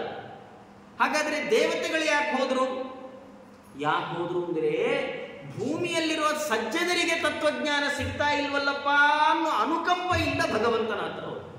ಅಲ್ಲ, ಮತ್ತೆ ಭೂಲೋಕಕ್ಕೆ ಅವರೇ ಬಂದು ಉಪದೇಶ ಮಾಡಬಹುದಿತ್ತು, ಮಾಡಲ್ಲ. ಭೂಲೋಕದಲ್ಲಿ ಇರುವ ಎಲ್ಲ ಮನುಷ್ಯರಿಗೆ ತತ್ವಜ್ಞಾನ ಉಪದೇಶ ಮಾಡಲಿಕ್ಕೆ ಋಷಿಗಳಿರೋರು, ಅವರು ಸಂಪ್ರದಾಯ ಪ್ರವರ್ತಕರು. ನಾವು ಹೇಳ್ತೇವಲ್ಲ, ನಾವು ಭಾರದ್ವಾಜ ಗೋತ್ರ, ನಾವು ಕಾಶ್ಯಪ ಗೋತ್ರ, ನಾವು ವಸಿಷ್ಠ ಗೋತ್ರ, ಅವರೆಲ್ಲ ನಮಗೆ ತತ್ವಜ್ಞಾನವನ್ನು ತಂದು ಕೊಟ್ಟ ಮಹಾನುಭಾವರು ಅಂತ ಅರ್ಥ. ಅವರಿಗೆಲ್ಲ ನಾಶ ಆಯ್ತಲ್ಲ ತತ್ವಜ್ಞಾನ. ಹಾಗಾಗಿ ಎಲ್ಲ ಜನಕ್ಕೆ ಸಂಪ್ರದಾಯ ಪ್ರವರ್ತಕರಿಲ್ಲ, ಆದ್ರಿಂದ ಉಳಿದವರಿಗೂ ನಾಶ ಆಯಿತು. ಭಗವಂತ ತಾನು ಬಂದ. ಹಾಗೆ ಬಂದ ಭಗವಂತ ಎಲ್ಲ ವೇದಗಳನ್ನು ವಿಭಾಗ ಮಾಡಿದ್ದಾರೆ, ಪುರಾಣಗಳ ರಚನೆ ಆಯಿತು. ಪುರಾಣಗಳ ರಚನೆ ಎಲ್ಲ ಆದಮೇಲೆ ಒಮ್ಮೆ ಸರಸ್ವತಿ ಮತ್ತು ಅಲಕನಂದ ನದಿಯ ಸಂಗಮ ಶಮ್ಯಾಪ್ರಾಸ ಅಂತ ಸ್ಥಳ, ಅದು ಪ್ರಾಯ ಇವತ್ತಿನ ಕೇಶವ ಪ್ರಯಾಗ, ಅಲ್ಲಿ ಭೀಮ್ಪೂಲ್ ಹತ್ರ ತೋರಿಸ್ತಾರೆ ವ್ಯಾಸಗುಹ ಅಂತ. ಅಲ್ಲಿ ಕೂತು ಅವರು ಆ ಸರಸ್ವತಿ ನದಿಯ ಆ ನೀರನ್ನ ಆಚಮನ ಮಾಡಿ ಅಲ್ಲಿ ತಾವು ಕೂತಿದ್ದಾರೆ. ಕುಳಿತ ಸಂದರ್ಭದಲ್ಲಿ ನಾರದರು ಬಂದವರು ವೇದವ್ಯಾಸ ದೇವರನ್ನು ಕೇಳಿದ್ದಾರೆ, ಸ್ವಾಮಿ ಯಾಕೋ ಸ್ವಲ್ಪ ಮುಖ ಸಣ್ಣ ಆಗಿದೆಯಲ್ಲ, ಏನ್ ಕಾರಣ? ಅವರಂದ್ರಂತೆ ವೇದವ್ಯಾಸ ದೇವರು, ಅಲ್ಲ ಎಲ್ಲವನ್ನ ನಾನು ಮಾಡಿದ್ದೇನೆ, ಆದರೂ ಯಾಕೋ ಇನ್ನೂ ನನಗೆ ಬಹಳ ಸಂತೋಷ ಆಗುವಂಥದ್ದು ಏನು ಘಟನೆ ನಡೀತಾ ಇಲ್ಲ ಅಂದಾಗ ಯಾರು ನಮ್ಮ ನಾರದರಂತಾರೆ, ಯಥಾ ಧರ್ಮಾದಯೋ ಹ್ಯರ್ಥಾ ಮುನಿವರ್ಯ ಅನುವರ್ಣಿತಾ ನ ತಥಾ ವಾಸುದೇವಸ್ಯ ಮಹಿಮಾ ಕ್ಷನುವರ್ಣಿತ. ನೀವು ಧರ್ಮಾದಿಗಳನ್ನೆಲ್ಲ ವರ್ಣನೆ ಮಾಡಿದ್ದೀರಿ ಸ್ವಾಮಿ, ಆದರೆ ಭಗವಂತನ ಮಹಿಮೆಯನ್ನ ಹೇಳಿಲ್ವ? ವೇದವ್ಯಾಸ ದೇವರು ಹೇಳಿದ್ದಾರೆ, ಎಲ್ಲಾ ಪುರಾಣದಲ್ಲೂ ಹೇಳಿದ್ದಾರೆ. ಆದರೆ ಉಳಿದ ಎಲ್ಲ ಪುರಾಣಗಳು, ವೇದ ಅಂತೂ ನಮಗೆ ಕೈಯೇ ಎಟಗಲ್ಲ. ವೇದ ಓದಿ ಅರ್ಥ ಮಾಡ್ಕೊಳ್ಳೋ ಹಂಗಿದ್ದಿದ್ರೆ ವೇದವ್ಯಾಸ ದೇವರು ಬ್ರಹ್ಮಸೂತ್ರ ಯಾಕೆ ಬರೀತಾರೆ? ಹಾಗಾಗಿ ವೇದ ಅರ್ಥ ಆಗಲಿಲ್ಲ, ಸೂತ್ರ ಅರ್ಥ ಆಗಲಿಲ್ಲ, ಅದನ್ನ ನಿರ್ಣಯ ಮಾಡ್ಲಿಕ್ಕೆ ಪುರಾಣ ಬರೆದ್ರೆ ನಮಗೆ ಪುರಾಣನೂ ಅರ್ಥ ಆಗಲಿಲ್ಲ. ಯಾಕೆ? ಆ ಪುರಾಣದಲ್ಲೆಲ್ಲ ಎಲ್ಲೆಲ್ಲೋ ಮಧ್ಯದಲ್ಲಿ ಬೇರೆ ಬೇರೆ ರೀತಿಯಿಂದ ಭಗವಂತನ ಮಹಿಮೆಯನ್ನ ಹೇಳಲಿಕ್ಕೆ ಶುರು ಮಾಡಿದ್ರು, ಗೊತ್ತೇ ಆಗಲಿಲ್ಲ. ಅದಕ್ಕೆ ನಾರದರಂತಾರೆ, ಸ್ವಾಮಿ ನೀವು ಹೀಗೆ ಬರೆದ್ರೆ ಓದೋರು ಏನಾಗಬೇಡ, ಭಗವಂತನ ಮಹಿಮೆಯನ್ನ ಪ್ರಧಾನವನ್ನಾಗಿ ಹೇಳುವಂತಹ ಒಂದು ಗ್ರಂಥದ ರಚನೆ ತಮ್ಮಿಂದ ನಡೀಬೇಕು ಅಂತ ಪ್ರಾರ್ಥನೆ ಮಾಡಿಕೊಂಡು ತಮ್ಮ ಆತ್ಮಕಥೆಯನ್ನು ಹೇಳಿಕೊಂಡಿದ್ದಾರೆ. ನಾನು ಹಿಂದಿನ ಜನ್ಮದಲ್ಲಿ ಎಲ್ಲರ ಮನೆಯಲ್ಲಿ ಕೆಲಸ ಮಾಡುವ ಒಂದು ಹೆಂಗಸಿನ ಮಗನಾಗಿ ನಾನು ಹುಟ್ಟಿದ್ದೆ. ನನ್ನ ತಾಯಿ ನಾನು ಇಬ್ಬರೇ ಇರ್ತಾ ಇದ್ದಿದ್ದು. ಎಲ್ಲೆಲ್ಲಿ ಯಾರ್ಯಾರ ಮನೆಯಲ್ಲಿ ಕೆಲಸಕ್ಕೆ ಹೋಗ್ತಾಳೋ ನನ್ನ ತಾಯಿ, ನಾನು ಅವರವರ ಹಿಂದೆ ಆಯಾ ಮನೆಗೆ ಹೋಗ್ತಾ ಇದ್ದೆ. ಅಲ್ಲಿ ಅವರೆಲ್ಲ ಏನು ಸ್ವೀಕಾರ ಮಾಡಿದ ಆಹಾರ ಉಳಿದಿದೆ ಅದನ್ನೇ ನಾನು ಸ್ವೀಕಾರ ಮಾಡ್ತಿದ್ದೆ. ಇಂಥ ಸಂದರ್ಭದಲ್ಲಿ ಏನಾಗಿದೆ, ಒಮ್ಮೆ ವರ್ಷ ಋತು ಬಂದಿದೆ, ಮಳೆಗಾಲ. ಆ ಮಳೆಗಾಲದ 4 ತಿಂಗಳು ನಾ ಯಾವ ಮನೆಯಲ್ಲಿ ನನ್ನ ತಾಯಿ ಕೆಲಸ ಮಾಡ್ತಾ ಇದ್ದಾಳೋ ಆ ಮನೆಗೆ ಅನೇಕ ಮಂದಿ ಯತಿಗಳು ತಾವು ಚಾತುರ್ಮಾಸ್ಯ ವ್ರತದ ದೀಕ್ಷೆಗೋಸ್ಕರ ಅಲ್ಲಿ ತಾವು ಬಂದಿದ್ದಾರೆ. ಬಂದಾಗ ನನಗೂ ಬಹಳ ಸಂತೋಷ. ನಂಗೇನ್ ಕೆಲಸ ಅಂದ್ರೆ ಅವರೆಲ್ಲ ಯತಿಗಳು ಎಲ್ಲ ಉಂಡ ಮೇಲೆ ಅವರ ಉಂಡು ಮಿಕ್ಕಿದ್ದನ್ನು ಉಣ್ಣೋದು, ಅವರ ಸೇವೆ ಮಾಡೋದು, ಇದೇ ನನ್ನ ಕೆಲಸ ಮಾಡಿಕೊಂಡಿದ್ದೇನೆ. ಅವರೆಲ್ಲ ಆಗಾಗ ಭಗವಂತನ ಕಥೆಗಳನ್ನು ಹೇಳುವಾಗ ಬಹಳ ಆಸಕ್ತಿಯಿಂದ ನಾನು ಹೋಗಿ ಕೂತ್ಕೊಳ್ತಾ ಇದ್ದೆ. ಇಂಥ ಕೂತ್ಕೊಳ್ಳುವಂತಹ ಸಂದರ್ಭದಲ್ಲಿ ಇದನ್ನೆಲ್ಲ ಯತಿಗಳು ಗಮನಿಸಿದ್ರು. ಆ ಸಾಧುಗಳು ಅವರು ಏನ್ ಮಾಡಿದ್ದಾರೆ, ಅನ್ವವೋಚನ್ ಗಮಿಷ್ಯಂತಹ ಕೃಪಯಾ ದೀನವತ್ಸಲ. ಅವರು ನನ್ನ ಆಸಕ್ತಿಯನ್ನ ಕಂಡು ಭಗವತ್ ತತ್ವದ ರಹಸ್ಯವನ್ನ ಹೊರಡೋ ಮುಂಚೆ ನಂಗೆ ಉಪದೇಶ ಮಾಡಿ ಹೋದ್ರು. ಆ ಸಾಧುಗಳಿಂದ ನಾನು ಉಪದಿಷ್ಟನಾದೆ. ಉಪದೇಶ ಮಾಡಿದ್ರೆ ಅದೇ ರೀತಿಯಲ್ಲಿ ನಾನು ಯೋಚನೆ ಮಾಡ್ತಾ ಇದ್ದೆ. ಯೋಚನೆ ಮಾಡ್ತಾ ಮಾಡ್ತಾ ಮಾಡ್ತಾ ಇರುವ ಸಂದರ್ಭದಲ್ಲಿ ಒಂದು ಬಂಧನ ಇತ್ತು, ತಾಯಿ ಎನ್ನುವ ಒಂದು ಬಂಧನ ಇತ್ತಾದ್ರಿಂದ ಮನೆಯಲ್ಲೇ ಇದ್ದೆ. ಒಮ್ಮೆ ಏನಾಯಿತು, ನನ್ನ ತಾಯಿ ಕತ್ತಲಲ್ಲಿ ಕೊಟ್ಟಿಗೆಗೆ ಹೋಗುವಾಗ ನೆಲದಲ್ಲಿ ಮಲಗಿದ ಸರ್ಪವನ್ನು ಕಾಣದೆ ತುಳಿದು ಬಿಟ್ಲು. ಆ ಸರ್ಪ ಕಚ್ಚಿತು, ನನ್ನ ತಾಯಿ ದೇಹ ಬಿಟ್ಲು. ನನಗಿದ್ದ ಒಂದು ಬಂಧನ ಕಳಚಿ ಹೋಯ್ತು. ನಾ ಏನ್ ಮಾಡಿದೆ, ಮೊದಲ್ ಮನೆ ಬಿಟ್ಟೆ ಅಂತ ಅಲ್ಲ. 2 ಕಥೆ, ಒಂದು ಈ ಕಥೆ, ಇನ್ನೊಂದು ಆಚಾರ್ಯ ಮಧ್ವರ ಪೂರ್ವಾಶ್ರಮದ ತಮ್ಮಂದಿರು ವಿಷ್ಣು ತೀರ್ಥಾಚಾರ್ಯರು ಅವರ ಕಥೆ. 2 ಬಹಳ ಸೇವೆ. ಅವ್ರ ಕಥೆಯಲ್ಲೂ ಹೀಗೆ, ಅವರು ಮುಂಚೆನೆ ಆಶ್ರಮ ಕೊಡ್ರಿ ಅಂತ ಆಚಾರ್ಯರ ಹತ್ರ ಬಂದ್ರೆ ಆಚಾರ್ಯಂದ್ರು, ನಿಂಗೆ ಆಶ್ರಮ ಕೊಡಲ್ಲ ನಾನು, ಯಾಕೆ ನೀನ್ ಬಂದಿದ್ದೆ ಅಪ್ಪ ಅಮ್ಮನ ನೋಡ್ಕೊಳ್ಬೇಕು ಅಂತ, ಹಾಗಾಗಿ ನೀ ಅಲ್ಲಿ ಹೋಗು ಅಂದ್ರೆ ನಮಗೆ ಜವಾಬ್ದಾರಿ ಇರೋವರೆಗೂ ನಾವು ಎಲ್ಲ ಬಿಟ್ಟು ನಾನು ಕಾಡು ಹೋಗ್ತೀನಿ ಪಾಂಬಳ ಅನ್ಕೂಡುದು ಅನ್ನತ್ತೆ ಶಾಸ್ತ್ರ. ಸನ್ಯಾಸ ಎಲ್ಲರಿಗೆ ವಿಹಿತವಾದದ್ದಲ್ಲ, ಸನ್ಯಾಸಾಶ್ರಮ ಎಲ್ಲರಿಗಲ್ಲ. ಆದ್ರೆ ಅವರು ವಾಪಸ್ ಮನೆಗೆ ಹೋದ್ರು. ಅವರ ತಂದೆ ತಾಯಿಗಳು ಇರುವಷ್ಟು ಕಾಲ ಅವರನ್ನು ಚೆನ್ನಾಗಿ ಸೇವೆ ಮಾಡಿದ್ರು. ತಂದೆ ತಾಯಿಗಳು ಮೃತರಾದ್ಮೇಲೆ ಅವರಲ್ಲೇ ಇದ್ರಂತ ಒಂದಿಷ್ಟು ಕಾಲ. ವಿಷ್ಣು ತೀರ್ಥರು ಇರೋ ಕಾಲಕ್ಕೆ ಏನಾಗಿದೆ, ವಿಧಿಭ್ರೂ ವಿಭ್ರಮ ಭ್ರಶ್ಯ ಧನ ಗೋಧಾನ್ಯ ಸಂಪದ ನಿರ್ವೇದಿನ ವೇದವಿದ ತೇನಾಪೇ ವೇದವಾದಿರ. ದೇವರು ತಾನು ಎಲ್ಲ ಅವರ ಧನಧಾನ್ಯಗಳನ್ನೆಲ್ಲ ಅಪಹಾರ ಮಾಡಿ ಅವರ ವೈರಾಗ್ಯ ಕೊಟ್ಟುಬಿಟ್ಟು ನಾನು ವಾಪಸ್. ಅಂದ್ರೆ ಏನರ್ಥ, ಅವರ ಎಲ್ಲ ಬಂಧನವನ್ನ ಭಗವಂತ ಕಳಚಿದ. ಯಾವಾಗ ಎಲ್ಲ ಬಂಧನ ಕಳಚಿತೋ ಆಗ ಅವರು ಎಲ್ಲವನ್ನ ಬಿಟ್ಟು ನಾನು ಸನ್ಯಾಸಿ ಆಗ್ತೇನೆ ಅಂತ. ನಾರದರ ಕಥೆಯನ್ನು ಭಾಗವತ ಉಲ್ಲೇಖ ಮಾಡುವಾಗ ನಾರದರು ಸ್ವಯಂ ತಾವು ಹೇಳ್ಕೊಳ್ಳುವಾಗ, ನನಗಿದ್ದ ಒಂದು ಬಂಧನ ಜವಾಬ್ದಾರಿ ಅಮ್ಮ ತಾಯಿಯ ಬಂಧ ಇತ್ತು. ಯಾವಾಗ ತಾಯಿ ಮೃತಳಾದ್ಲೋ ನಾನು ಮನೆ ಬಿಟ್ಟೆ. ನನಗೆ ಯಾವ ಬಂಧ ಇಲ್ಲ. ನಾನು ಉಚ್ಛೃಂಖಲನಾದೆ. ಉಚ್ಛೃಂಖಲನಾದೆ ಅಂದ್ರೆ ಸ್ವೇಚ್ಛಾಚಾರಿಯಾದೆ ಅಂತ ಅರ್ಥ ಅಲ್ಲ. ಎಲ್ಲ ಬಂಧನವನ್ನ ಕಳೆದುಕೊಂಡು ಭಗವಂತನನ್ನು ಮಾತ್ರ ಮನಸ್ಸಿನಲ್ಲಿ ಇಟ್ಟುಕೊಂಡು ಊರೂರು ತಿರುಗಿ. ಹೀಗೆ ಇರುವಾಗ ಒಮ್ಮೆ ಒಂದು ಸಂದರ್ಭದಲ್ಲಿ ಏನಾಗಿದೆ, ಧ್ಯಾಯತಶ್ಚರಣಾಂಭೋಜಂ ಭಾವ ನಿರ್ವೃತ ಚೇತಸಃ ಉತ್ಕಂಠಾಶ್ರು ಕಳಾಕ್ಷಸ್ಯ ಹೃದಯಾಸೀನ್ಮೇಷನೈರ್ಹರಿ. ಹೀಗೆ ಭಗವಂತನ ಧ್ಯಾನ ಮಾಡ್ತಾ ಮಾಡ್ತಾ ಮಾಡ್ತಾ ಇರೋ ಸಂದರ್ಭದಲ್ಲಿ ಒಮ್ಮೆ ಶನೈ ಹರಿಹಿ ಹೃದಯ ಆಸಿ, ಒಂದು ಕ್ಷಣ ಭಗವಂತ ನನ್ನ ಹೃದಯದಲ್ಲಿ ಕಾಣಿಸ್ಬಿಟ್ಟ. ಒಂದು ಕ್ಷಣ ನನ್ನ ಹೃದಯದಲ್ಲಿ ಭಗವಂತ ಕಾಣಿಸ್ಬಿಟ್ಟ. ಏನಾಯ್ತು, ಆನಂದ ಸಂಪ್ಲವೇ ಲೀನಃ. ಭಗವಂತ ಕಂಡ್ರೆ ಎಂಥ ಆನಂದ ರೀ ಅದು. ನಮ್ಗೆ ಯಾರೋ ತುಂಬಾ ಆತ್ಮೀಯರು 16 ವರ್ಷದಿಂದ ಕಾಣದೇ ಇದ್ದವ್ರು ಕಂಡ್ರೇನೆ ಏನ್ ಖುಷಿ ಆಗುತ್ತೆ. ಇನ್ನು ಭಗವಂತನ ನಾವು ಈ ದೇಹಕ್ಕೆ ಬಂದಾಗಿಂದ ನೋಡೇ ಇಲ್ಲ. ದೇಹಕ್ಕೆ ಬಂದಾಗಿಂದಲ್ಲ, ಯಾವಾಗ ನೋಡಿದೀವೋ ಪ್ರಾಯ ನೋಡಿಲ್ಲ, ನೋಡಿದ್ರೆ ಬರ್ತಿರ್ಲಿಲ್ಲ ಈ ದೇಹಕ್ಕೆ. ದೇವರನ್ನ ಕಂಡೇ ಇಲ್ಲ. ಕಂಡೇ ಇಲ್ಲದ ಕಾಣಲೇಬೇಕಾದ ವಸ್ತು ಭಗವಂತ ಕಂಡ. ಅವರಂತಾರೆ ಆನಂದ ಸಂಪ್ಲವೇಲಿನ, ಆನಂದದ ಸಮುದ್ರದಲ್ಲಿ ಮುಳುಗಿಬಿಟ್ಟೆ.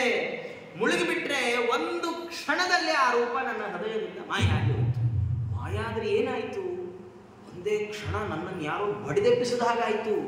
ರಾತ್ರಿ ಮಲಗಿರ್ತೇವೆ, ಸರಿಯಾಗಿ ಬೆಳಗ್ಗೆ ಅಲಾರಾಮ್ ಹೊಡೆಯೋ ಟೈಮ್ಗೆ ಒಳ್ಳೆ ಕನಸು ಬೀಳ್ತಾ ಇರುತ್ತೆ. ಏನೋ ಒಳ್ಳೆ ಕನಸು, ಏನೋ ಬೇಕಾದ ತಿಂಡಿ ಮಾಡಿಕೊಂಡು 4-6 ದಿನದಿಂದ ಮಾಡಬೇಕು ಅಂದ್ಕೊಂಡು ಮನೇಲಿ ಟೈಮೇ ಆಗದೆ ಮನಸ್ಸಲ್ಲೇ ಕೊರಗ್ತಾ ಇರ್ತೀವಲ್ಲ. ಸಾಮಾನ್ಯ ನಮಗೆಲ್ಲ ಅಂಥದ್ದೇ ಬೀಳೋದು. ನಾವೇ ತಪಸ್ ಮಲ್ಕೊಂಡಿರ್ತೀವಿ, ಏನಿಲ್ಲ ಯಾವುದೋ ಲೌಕಿಕವಾದ ವಿಷಯ ಪದಾರ್ಥಗಳನ್ನು ನೆನೆಸ್ಕೊಂಡೇ ಮಲಗಿರ್ತೀವಿ. ದೇವ್ರು ಏನ್ ಮಾಡ್ತಾನೆ, ನಿಮ್ಗೆ ಒರಿಜಿನಲ್ ಆಗಕ್ಕೆ ಸಿಗಲ್ಲ, ಕನ್ಸಲ್ಲೇ ತಗೊಂಡು ಆನಂದ ಪಡುವಂತ ಕನ್ಸಲ್ಲೇ ಕೊಟ್ಬಿಡ್ತಾನಲ್ಲ. ಅದು ಹೀಗಾದ ಏನೋ ಸಿಹಿ ತಿಂಡಿಯಲ್ಲಿ ಹೀಗೆ ಬಾಗಿ ಇಟ್ಕೊಳ್ತಾ ಇರ್ತೀವಿ, ಅಲಾರಾಮ್ ಟಣ ಅಂತ ಹೊಡ್ಕೊಂಡು ತಪ್ಪಂತೆದ್ದು ಅಯ್ಯೋ ಎಲ್ಲ ಕನ್ಸು, ಛೇ ಎತ್ತ ಕನ್ಸು ಎತ್ತ. ನಾರದರಂತಾರೆ, ನನಗೊಮ್ಮೆ ಅಷ್ಟು ದುಃಖ ಆಯಿತು. ಯಾಕೆ ದುಃಖ ಆಯಿತು? ಒಂದು ಕ್ಷಣ ಭಗವಂತ ಕಂಡಿದ್ದ, ಎಂಥ ಆನಂದದಲ್ಲಿ ನಾನು ಮುಳುಗಿ ಹೋಗಿದ್ದೆ. ತಕ್ಷಣದಲ್ಲಿ ಭಗವಂತ ತನ್ನ ರೂಪವನ್ನು ಮರೆಮಾಚಿಬಿಟ್ಟ. ಬಹಳ ದುಃಖ ಆಗಿ ಹೋಯಿತು. ದುಃಖ ಆದರೆ ನಾನು ಮತ್ತೆ ಮತ್ತೆ ಆ ಭಗವಂತನನ್ನು ನೋಡಲಿಕ್ಕೆ ಪ್ರಯತ್ನ ಪಡ್ತಾ ಇದ್ದೇನೆ. ಪ್ರಯತ್ನ ಪಡುವಾಗ ಭಗವಂತ ತಾನು ಮಾತಾಡಿದ್ದಾನೆ, ಶರೀರವಾಣಿಯಾಗಿದೆ, ನಿಂಗೆ ಈ ಜನ್ಮದಲ್ಲಿ ಇನ್ನು ನನ್ನನ್ನು ನೋಡುವ ಸೌಭಾಗ್ಯ ಇಲ್ಲ. ಹಾಗಾದ್ರೆ ನನಗೆ ಯಾಕೆ ನಿನ್ನ ರೂಪವನ್ನು ಅರೆಕ್ಷಣ ತೋರಿಸಿದಿ? ಯಾಕೆ ತೋರಿಸ್ದಿ ಅಂದ್ರೆ, ನಿನಗೆ ನನ್ನನ್ನು ನೋಡುವ ಅಭಿಲಾಷೆ ಇನ್ನೂ ಹೆಚ್ಚಾಗಲಿ, ಸಾಧನೆಯ ಮಾರ್ಗದಲ್ಲಿ ಮುನ್ನಡೆಯುವ ಉತ್ಸಾಹ ಬರಲಿ ಅಂತ ಅದನ್ನು ನಾನು ತೋರಿಸಿದ್ದೇನೆ. ಲೌಕಿಕವಾದ ದೃಷ್ಟಾಂತ ಕೊಡಬೇಕಾದ್ರೆ, ಮಕ್ಕಳಿಗೆ ಶಾಲೆಗೆ ಹೋದಾಗ ತಂದೆ ಈ ಟೀಚರ್ಗಳು ಏನಿಲ್ಲ, ಸಣ್ಣ ಮಕ್ಕಳಿರ್ತಾವೆ, ಅಕ್ಷರ ಕಲಿಯೋ ಮಕ್ಕಳು, ಒಂದು 4 ಅಕ್ಷರ ಬರೆದ್ಬಿಟ್ರೆ ಆ ಟೀಚರು ಕೈ ಮೇಲೆ ಒಂದು ಸ್ಟಾರ್ ಹಾಕ್ಬಿಡ್ತಾರೆ, ವೆರಿ ಗುಡ್ ಅಂತ ಪುಸ್ತಕದಲ್ಲಿ ಹಾಕ್ಬಿಡ್ತಾರೆ. ಆ ಮಕ್ಕಳಿಗೆ ಏನು ಖುಷಿನೋ ಖುಷಿ, ಎಂಥ ಖುಷಿ. ದೊಡ್ಡವರಾದ್ಮೇಲೆ ಸ್ಟಾರ್ ಇಲ್ಲ, ಏನಿಲ್ಲ, ಬರೀ ಬೈಗುಳವೆ. ಚಿಕ್ಕವರಿದ್ದಾಗ ಯಾಕೆ ಹಾಕಿದ್ರು? ಓದುವ ಉತ್ಸಾಹ ಬರಲಿ, 4 ಅಕ್ಷರ ಬರೀತೀಯಾ ಅಂತ ಹೇಳಿ ಆ ಮಗು ಚೆನ್ನಾಗಿ ಬೆತ್ತದ ಕೋಲ್ ತಗೊಂಡು ಬಡ್ದು ಬಿಟ್ರೆ ಬರೆಯೋ 4 ಅಕ್ಷರವೂ ನಿಲ್ಲಿಸ್ಬಿಡುತ್ತೆ. ಹಾಗಾದ್ರೆ ಆ ಮಗುವಿಗೆ ಉತ್ಸಾಹ ಬರಬೇಕಾದ್ರೆ ಏನ್ ಮಾಡಬೇಕು? ಈ ಬರವಣಿಗೆ ನಿಂದು ಚೆನ್ನಾಗಿ ನಡೆದ್ರೆ ನಿಂಗೆ ಎಂಥ ಹೊಗಳಿಕೆ ಸಿಗುತ್ತೆ ಅಂತ ಸುಮ್ಮನೆ ಅವತ್ತು ತೋರಿಸ್ದೆ ಟ್ರೈಲರ್. ಆ ಮಗು ಭಾರಿ ಖುಷಿಯಾಗಿ, ಚೆನ್ನಾಗಿ ನನ್ನ ಎಲ್ಲರೂ ಚೆನ್ನಾಗಿ ಮಾತಾಡಿಸ್ತಾರೆ, ನಾನು ಚೆನ್ನಾಗಿ ಬರೆದ್ರೆ ಅಂತ ಮಗು ಗೊತ್ತಾದ್ರೆ ಬರೆಯುವಲ್ಲಿ ಪ್ರಯತ್ನ ಜಾಸ್ತಿ ಮಾಡಿ, ವಿದ್ಯಾಭ್ಯಾಸದಲ್ಲಿ ಚೆನ್ನಾದ ಪ್ರಯತ್ನ ಮಾಡಿ.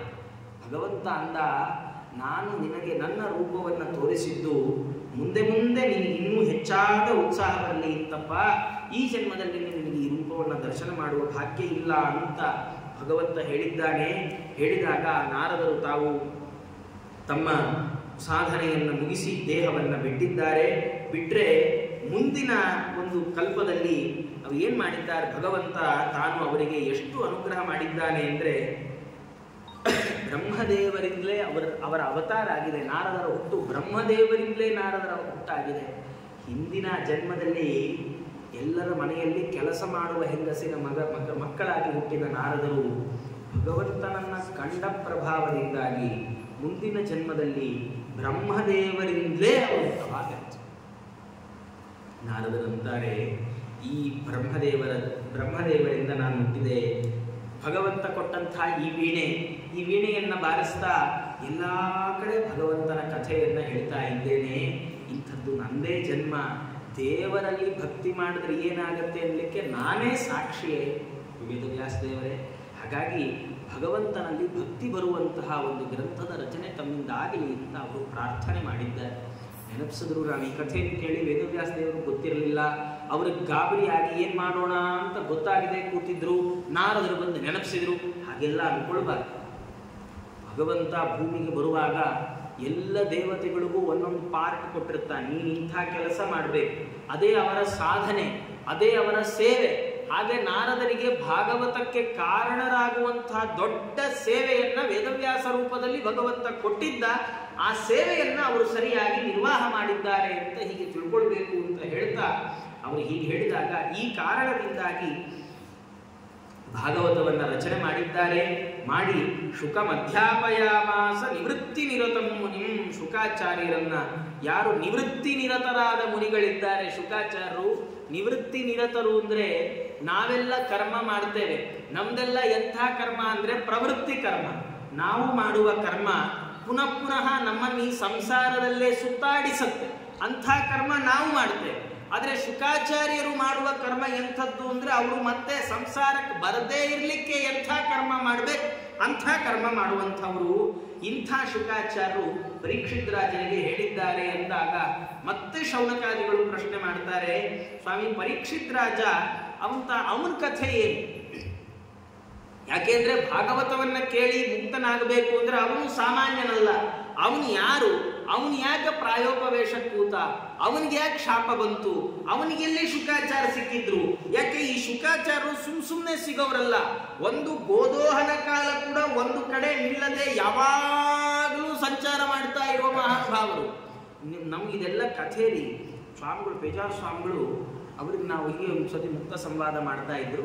ಮಾಡುವಾಗ ನಾವು ಕೇಳಿದ್ವಿ, ಸ್ವಾಮಿ ನೀವು 7 ವರ್ಷಕ್ಕೆ 7 ವಯಸ್ಸಿಗೆ ನೀವು ಆಶ್ರಮ ತಗೊಂಡವರು, ಈಗ ನಿಮ್ಗೆ ಆಲ್ಮೋಸ್ಟ್ 80 ಆಯಿತು. ಇಷ್ಟು ದೀರ್ಘಕಾಲದ ಸನ್ಯಾಸ ಜೀವನವನ್ನು ನೀವು ಹೇಗೆ ಪಾಲಿಸಿದ್ರಿ? ಯಾಕಂದ್ರೆ ತುಂಬ ಕಷ್ಟ, ನಮಗೆ ತುಂಬ ಕಷ್ಟ.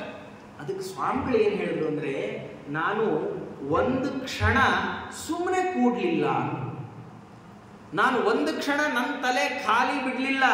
ನನ್ನ ತಲೆ ಖಾಲಿ ಬಿಟ್ರೆ ನಮ್ಗೆಲ್ಲ ಏನು ಸಮಸ್ಯೆ ಅಂದರೆ, ಮಾಡೋಕ್ಕೇನು ಕೆಲಸ ಇಲ್ಲ ಅಂತ ಸುಮ್ಮನೆ ಕೂತ್ಕೊಳ್ತೀವಿ. ಸುಮ್ಮನೆ ಕೂತ್ರೆ ಬೇಡವಾದೇ ಆಲೋಚನೆ, ಒಳ್ಳೆ ಆಲೋಚನೆ ಬರೋದೇ ಇಲ್ಲ. ಇದು ನಮಗೆ ಕಥೆ. ಶುಕಾಚಾರ್ಯರು ಒಂದು ಕಡೆ ನಿಲ್ಲೋರಾಗಿರ್ಲಿಲ್ಲ, ಅವರು ಓಡಾಡ್ತಾ ಸಂಚಾರ ಮಾಡ್ತಾ ಇರೋರು. ಅಂಥ ಶುಕಾಚಾರ್ಯರು ಪರೀಕ್ಷಿತ್ ರಾಜರಿಗೆ 7 ದಿನ ಸಿಕ್ಕರಲ್ಲ. ಇದು ಎಂಥ ಆಶ್ಚರ್ಯ! ಆ ಕಥೆಯನ್ನು ಒಂಚೂರು ಹೇಳಿ ಎಂದಾಗ ಪರೀಕ್ಷಿತ್ ರಾಜರ ಕಥೆಯನ್ನು ಹೇಳ್ತಾ ಇದ್ದಾರೆ. ಪರೀಕ್ಷಿತ ತಾಯಿಯ ಹೊಟ್ಟೆಯಲ್ಲಿರುವಾಗಲೇ ಸತ್ತು ಹುಟ್ಟಿದವ. ದ್ರೌಣ್ಯಸ್ತ್ರ ವಿಪ್ಲುಷ್ಟಮಿದಂ ಮದಂಗಂ ಸಂತಾನ ಬೀಜಂ ಕುರು ಪಾಂಡವಾನಾಂ ಅಂತ. ದ್ರೌಣ್ಯಸ್ತ್ರ, ಅಶ್ವತ್ಥಾಮಾಚಾರ್ಯರು ಬ್ರಹ್ಮಾಸ್ತ್ರವನ್ನು ಉತ್ತರೆಯ ಗರ್ಭದ ಮೇಲೆ ಪ್ರಯೋಗ ಮಾಡಿಬಿಟ್ರು. ಉತ್ತರೆಯ ಗರ್ಭದ ಮೇಲೆ ಅಸ್ತ್ರವನ್ನು ಪ್ರಯೋಗ ಮಾಡಿದಾಗ ಉತ್ತರೆ ಓಡೋಡಿ ಬಂದು ಭಗವಂತ ತಾನು ವಾಪಸ್ ಇಂದ್ರಪ್ರಸ್ಥದಿಂದ ತನ್ನ ಊರಿಗೆ ಹೊರಟ ಕೃಷ್ಣನನ್ನ ಉತ್ತರೆ ಓಡಿ ಬಂದು ತಡಿಲಿಕ್ಕೆ, ಸ್ವಾಮಿ ಯಾವುದೋ ಒಂದು ತೇಜಸ್ಸು, ಮಹಾ ತೇಜಸ್ಸು ನನ್ನನ್ನ ಅಟ್ಟಾಡಿಸಿಕೊಂಡು ಬರ್ತಾ ಇದೆ, ನನಗೇನಾದ್ರೂ ಪರವಾಗಿಲ್ಲ, ನನ್ನ ಗರ್ಭ ಸಂರಕ್ಷಣೆ ಆಗುವ ಹಾಗೆ ನೋಡ್ಕೋ ಸ್ವಾಮಿ ಅಂತ ಪ್ರಾರ್ಥನೆ ಮಾಡಿದ್ದಾಳೆ. ಮಾಡಿದ್ರೆ ಭಗವಂತ ತಾನು ಆ ಗರ್ಭವನ್ನ ಸಂರಕ್ಷಣೆ ಮಾಡಿದ. ಹೇಗೆ ಸಂರಕ್ಷಣೆ ಮಾಡಿದ ಭಗವಂತ ಅಂದ್ರೆ, ತಾನು ಅಂತಸ್ಥಃ ಸರ್ವಭೂತಾನಾಂ, ಎಲ್ಲ ಭೂತಗಳ ಒಳಗಿರುವ ಭಗವಂತ ತಾನು ಎಲ್ಲ ಭೂತಗಳ ಒಳಗಿದ್ದೇನೆ ಅಂತ ತೋರಿಸುವಂತೆ ಸ್ವಮಾಯಯ ವೃಣೋದ್ಗರ್ಭಂ ವೈರಾಟ್ಯ ಕುರುತಂತವೇ, ತಾನೇ ಆ ಗರ್ಭದ ಒಳಗೆ ನಿಂತು ತಾನು ಕೈಯಲ್ಲಿ ಆಯುಧವನ್ನ ಧಾರಣೆ ಮಾಡಿಕೊಂಡು ಅಸ್ತ್ರದ ತೇಜಸ್ಸನ್ನ ಹಿಮ್ಮೆಟ್ಟಿಸಿದ್ರೆ ಕೊನೆಗೆ ಇನ್ನೇನು ಅಸ್ತ್ರದ ತೇಜಸ್ಸು ಶಾಂತ ಆಗುವ ಹೊತ್ತು ಬಂತು. ಭಗವಂತ ಯೋಚನೆ ಮಾಡಿದ, ಈ ಅಸ್ತ್ರ ತನ್ನ ಕೆಲಸನೂ ಮಾಡಲಿ ಅಂತ ಹೇಳಿ ತಾನು ಹೊರಗೆ ಬಂದ್ಬಿಟ್ಟ. ಹಾಗಾಗಿ ಅಸ್ತ್ರ ಹೊಟ್ಟೆಯಲ್ಲಿದ್ದ ಬಾಲಕನನ್ನ ಸುಡ್ಲಿಲ್ಲ, ಬರೀ ಅವನನ್ನ ಸಂಹಾರ ಮಾಡ್ತ. ಅವನು ಸತ್ತ ಅಷ್ಟೇ. ಪರೀಕ್ಷಿತ ಮೃತವಾದ ಶಿಶು ಹುಟ್ಟಿದ್ರೆ ಉತ್ತರೆ ಅಂದ್ಲು, ಸ್ವಾಮಿ ನಿನ್ನನ್ನು ಕೇಳ್ಕೊಂಡ್ರು ಶಿಶು ಮೃತ ಆಯ್ತಲ್ಲಪ್ಪ. ಏನಿದು ಕಥೆ ಅಂದರೆ, ನಿಜವಾಗಿ ಬ್ರಹ್ಮಾಸ್ತ್ರ ಏನಾದರೂ ಉತ್ತರೆಯ ಗರ್ಭದ ಮೇಲೆ ಬಿದ್ದಿದ್ರೆ ಆ ಶಿಶು ದೇಹವೂ ಉಳಿಬಾರದು, ಅದು ಪೂರ್ತಿ ಕೃಷ್ಣಾರ್ಪಣವೇ. ಆದರೆ ಭಗವಂತ ಸಂರಕ್ಷಣೆ ಮಾಡಿದ್ದಕ್ಕೆ ಅದರ ದೇಹ ಉಳಿತು. ನಮ್ಗೆ ಎಷ್ಟೋ ಸರ್ತಿ ಅನ್ಸತ್ತೆ, ಎಂಥ ದೊಡ್ಡ ಅನರ್ಥ ಆಗೋಯ್ತು ನಮ್ಮ ಜೀವನದಲ್ಲಿ. ನಿಜವಾಗಿ ಯೋಚನೆ ಮಾಡಿದ್ರೆ ನಮ್ಮ ತಲೆ ಹೋಗುವ ಸಂದರ್ಭದಲ್ಲಿ ದೇವರು ಬರೀ ಪಾದದ ಕಿರುಬೆರಳು ತೆಗೆದಿರ್ತಾರೆ. ನಮ್ಗೆ ಗೊತ್ತಿಲ್ಲ, ನಾವು ಯಾವತ್ತು ನಮ್ಮ ಜೀವನದಲ್ಲಿ ಸಮಸ್ಯೆಗಳು ಭಾರೀ ದೊಡ್ಡದು ಅನ್ಕೊಳ್ತೇವೋ ಆವಾಗ ನಮಗೆ ಇದರ ಮೇಲೆಲ್ಲ ಆಸಕ್ತಿ ಹೊರಟು ಹೋಗುತ್ತೆ. ನಿಜವಾಗಿ ನಮ್ಮ ಆಲೋಚನೆ ಏನಾಗಿರ್ಬೇಕು ಭಗವಂತ. ಯಾಕಂದ್ರೆ ನೋಡಿ, ನಾವು ಈ ಥರ ಎಷ್ಟೋ ಪ್ರಸಂಗಗಳನ್ನು ನೋಡಿರ್ತೇವಲ್ಲ. ನಮಗೂ ರೋಗ ಬಂದಿದೆ, ನಮ್ಮ ಪಕ್ಕದಲ್ಲಿ ಹಾಸಿಗೆಲ್ ಮಲಗಿದವ್ರಿಗೂ ರೋಗ ಬಂದಿದೆ, ಇಬ್ರಿಗೂ ಒಂದೇ ರೋಗ, ಇಬ್ರು ಸೇಮ್ ಏಜ್. ನಮ್ಮ ಪಕ್ಕದಲ್ಲಿರೋರು ಪರಲೋಕಕ್ಕೆ ಹೋಗ್ತಾರೆ, ನಾವು ಡಿಸ್ಚಾರ್ಜ್ ಆಗಿ ಮನೆಗೆ ಹೋಗ್ತೀವಿ. ದೇವರು ಬರೀ ನಮ್ಮದು ಬ್ಯಾಂಕ್ ಬ್ಯಾಲೆನ್ಸ್ ಮಾತ್ರ ಖಾಲಿ ಮಾಡಿರ್ತಾನೆ ಆಸ್ಪತ್ರೆಯಲ್ಲಿ, ಅವ್ರದ್ದು ಬ್ಯಾಂಕ್ ಬ್ಯಾಲೆನ್ಸು ಖಾಲಿ ಮಾಡಿರ್ತಾನೆ, ಲೋಕದಿಂದಲೂ ಆಚೆ ಆಗುತ್ತೆ. ಎಷ್ಟೋ ಬಾರಿ ಹೀಗಾಗುತ್ತೆ. ಪರೀಕ್ಷಿತ್ ರಾಜನ್ ಹೀಗಾದಾಗ ಆ ತಾಯಿ ಉತ್ತರ ಅಂದ್ರು, ಸ್ವಾಮಿ ಏನಾದರೂ ಮಾಡಿ. ದೇವರು ಮಹಾಭಾರತ ಈ ಕಥೆ ಉಲ್ಲೇಖ ಮಾಡಿದ್ದಾರೆ. ಭಗವಂತ ತಾನು ತೊಡೆ ಮೇಲೆ ಹಾಕೊಂಡಿದ್ದಾನೆ.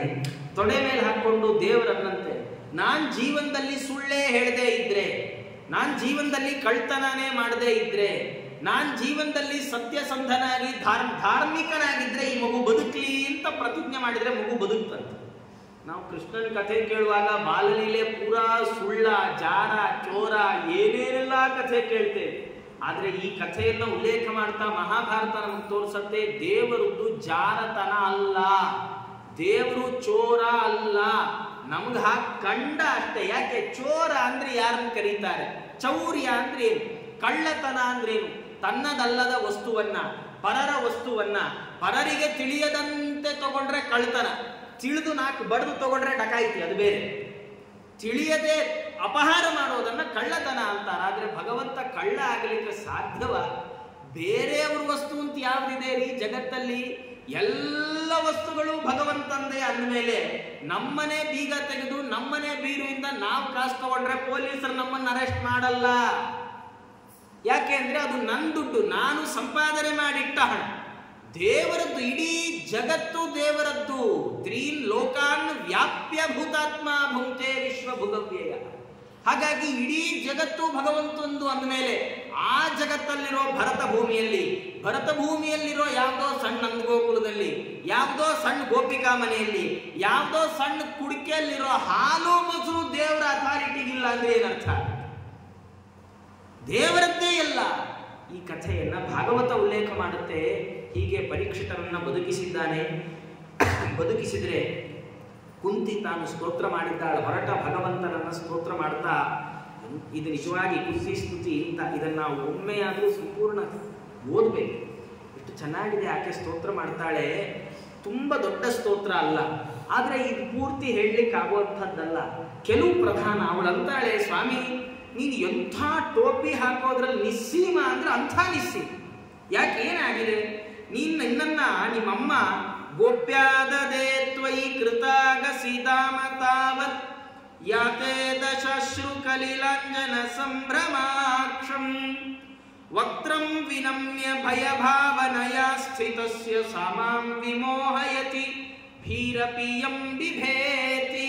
ಸ್ವಾಮಿ ನೀನು ಬೆಣ್ಣೆ ಕದ್ಬಿಟ್ಟಿ ಅಂತ ನಿಮ್ಮಮ್ಮ ಗೋಪಿ ನಿನ್ನನ್ನ ಕಟ್ಟಾಕ್ಬೇಕು ಅಂತ ಹಗ್ಗ ತಗೊಂಡ್ಲಲ್ಲ, ನಿನ್ನನ್ನಿವತ್ತು ದಂಡಿಸಿಯೇ ಬಿಡ್ತೇನೆ ಅಂತ ಕೋಲಿಟ್ಕೊಂಡ್ಲಲ್ಲ. ಇಟ್ಕೊಂಡ್ರೆ ಆಗೇನ್ ಮಾಡಿದಿ ನೀನು? ನಿನ್ನ ಕಣ್ಣು ಎಲ್ಲ ತುಂಬ್ಕೊಂಡ್ಬಿಡ್ತು ನೀರು.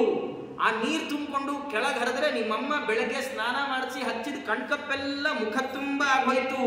ಕಣ್ಣು ಭಯದಲ್ಲಿ ಹೀಗೆ ಬಿಟ್ಕೊಂಡು, ಮೂತಿ ತುಂಬಾ ಕಣ್ಕಪ್ ಮಾಡ್ಕೊಂಡು, ವಕ್ತ್ರಂ ವಿನಮ್ಯ ತಲೆ ಬಗ್ಗಿಸ್ಕೊಂಡು, ತಲೆ ಎತ್ತಿದ್ರೆ ಎಲ್ಲಿ ಬಯಸ್ಕೋತೀನೋ ಅಂತ ತಲೆಯೆಲ್ಲ ಬಗ್ಗಿಸ್ಕೊಂಡು ಭೀತನಂತೆ ನಿಂತಿದ್ದ ಆ ನಿನ್ನ ಮುಖ ಇವತ್ತಿಗೂ ನನಗೆ ಟೋಪಿ ಹಾಕತ್ ಸ್ವಾಮಿ.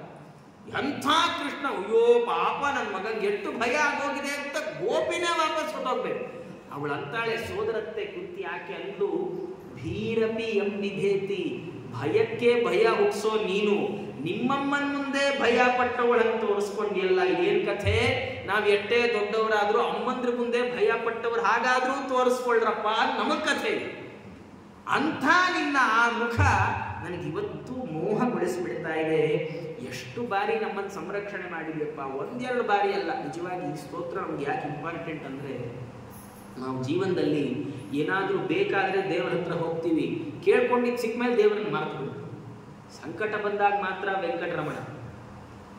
ಆಕೆ ತನ್ನ ಜೀವನದ ಎಲ್ಲ ಏಳು ಬೀಳುಗಳಲ್ಲಿ ಭಗವಂತನನ್ನೇ ನಂಬಿದಳು.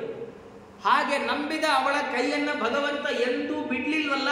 ಬಿಡದೇ ಇರೋ ಕಾರಣದಿಂದ ಥ್ಯಾಂಕ್ಸ್ ಹೇಳ್ತಾಳೆ ಕುಂತಿ.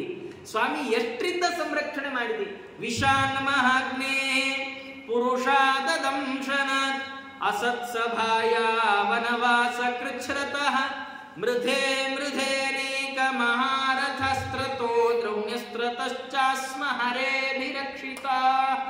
ಸ್ವಾಮಿ ನೀನಿಲ್ಲದೆ ಇದ್ರೆ, ಕೃಷ್ಣ ಇಲ್ಲದೆ ಇದ್ರೆ ನಾನು ನನ್ನ ಮಕ್ಕಳು ಬದುಕ್ತಾನೇ ಇರಲಿಲ್ಲ. ಯಾಕೆ? ನಮ್ಮನ್ನ ಯಾರು ಬದುಕು ಗುಡಿಸ್ತಾ ಇರಲಿಲ್ಲ ಅಲ್ಲ.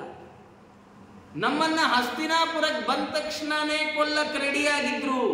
ವಿಷ ಮೊದಲೇ ವಿಷ ಇಟ್ರು, ತಿನ್ನುವ ಅನ್ನದಲ್ಲಿ ವಿಷ ಹಾಕಿ ಎಲ್ಲರನ್ನೂ ಕೊಂದು ಬಿಡುವ ಹುನ್ನಾರ ಮಾಡಿದ್ರು. ನೀನು ಕಾಪಾಡಿದೆ ಸ್ವಾಮಿ.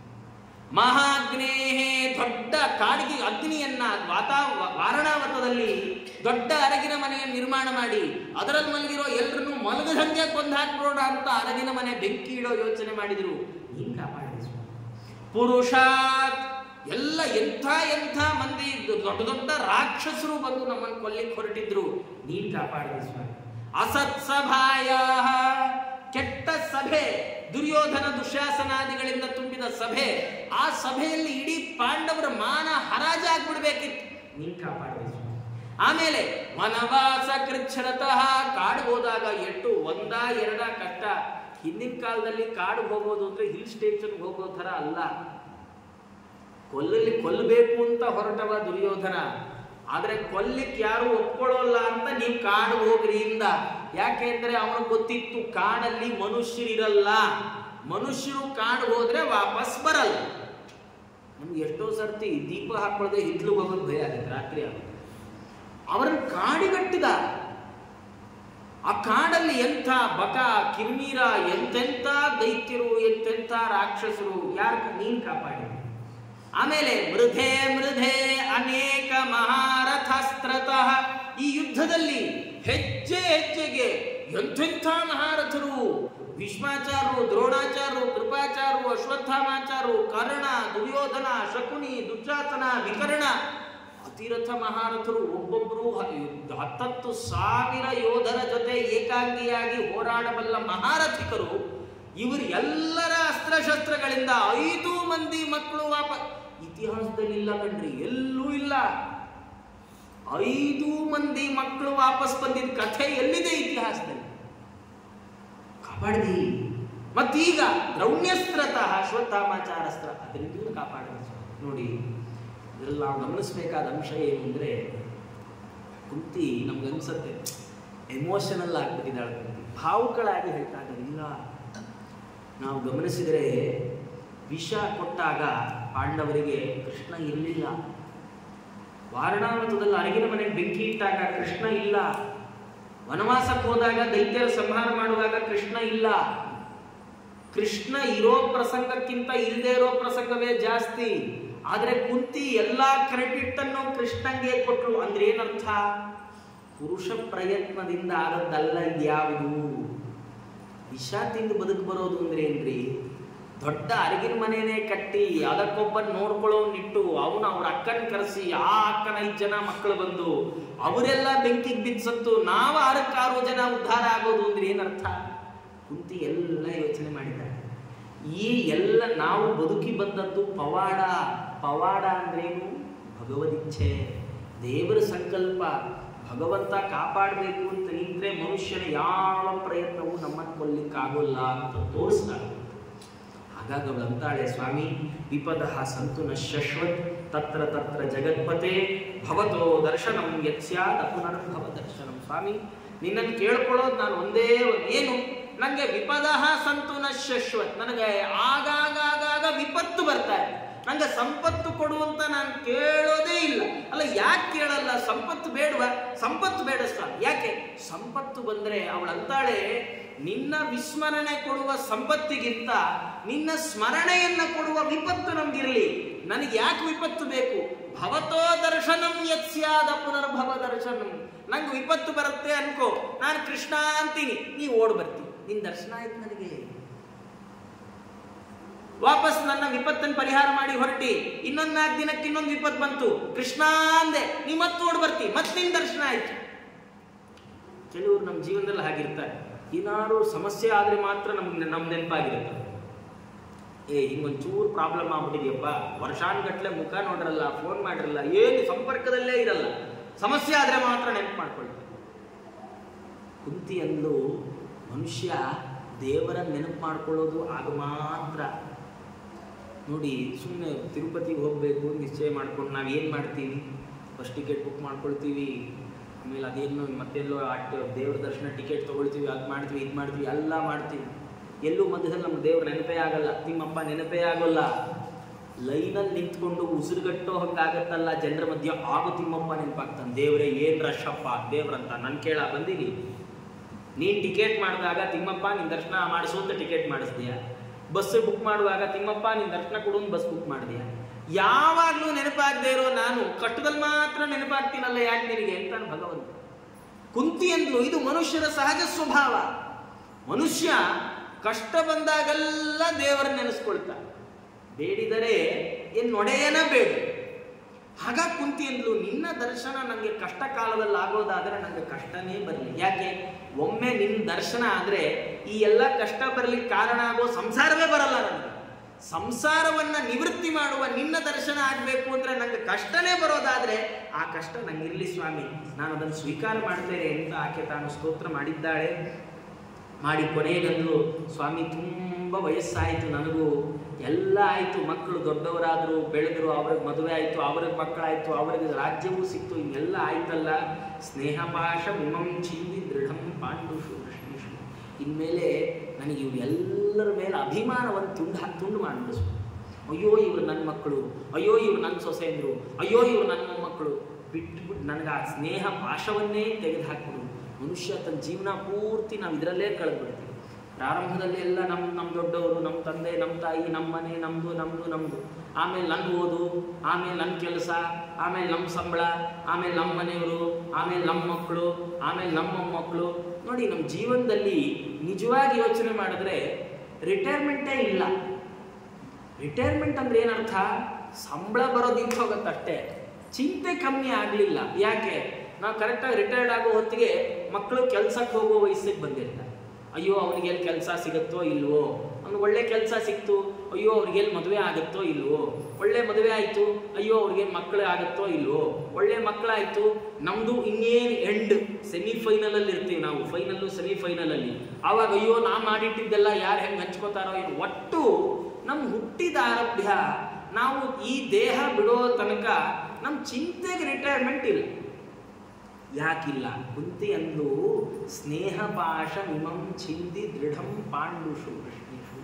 ನನ್ನ ತವ್ರ ಮನೆ ಸಂಬಂಧನೂ ಬೇಡ, ಗಂಡನ ಮನೆ ಸಂಬಂಧವೂ ಬೇಡ, ನನಗೆ ಸಾಕು ಇಷ್ಟು ವರ್ಷಗಳ ಕಾಲ ಇವ್ರು ನನ್ನವರು, ಇವ್ರು ನನ್ನವರು, ಇವ್ರು ನನ್ನವರು ಅನ್ನುವ ಸ್ನೇಹದ ಗಂಟನ್ನು ನನಗೆ ಹಾಕ್ಬಿಟ್ಟಿದ್ವಿ ಸ್ವಾಮಿ.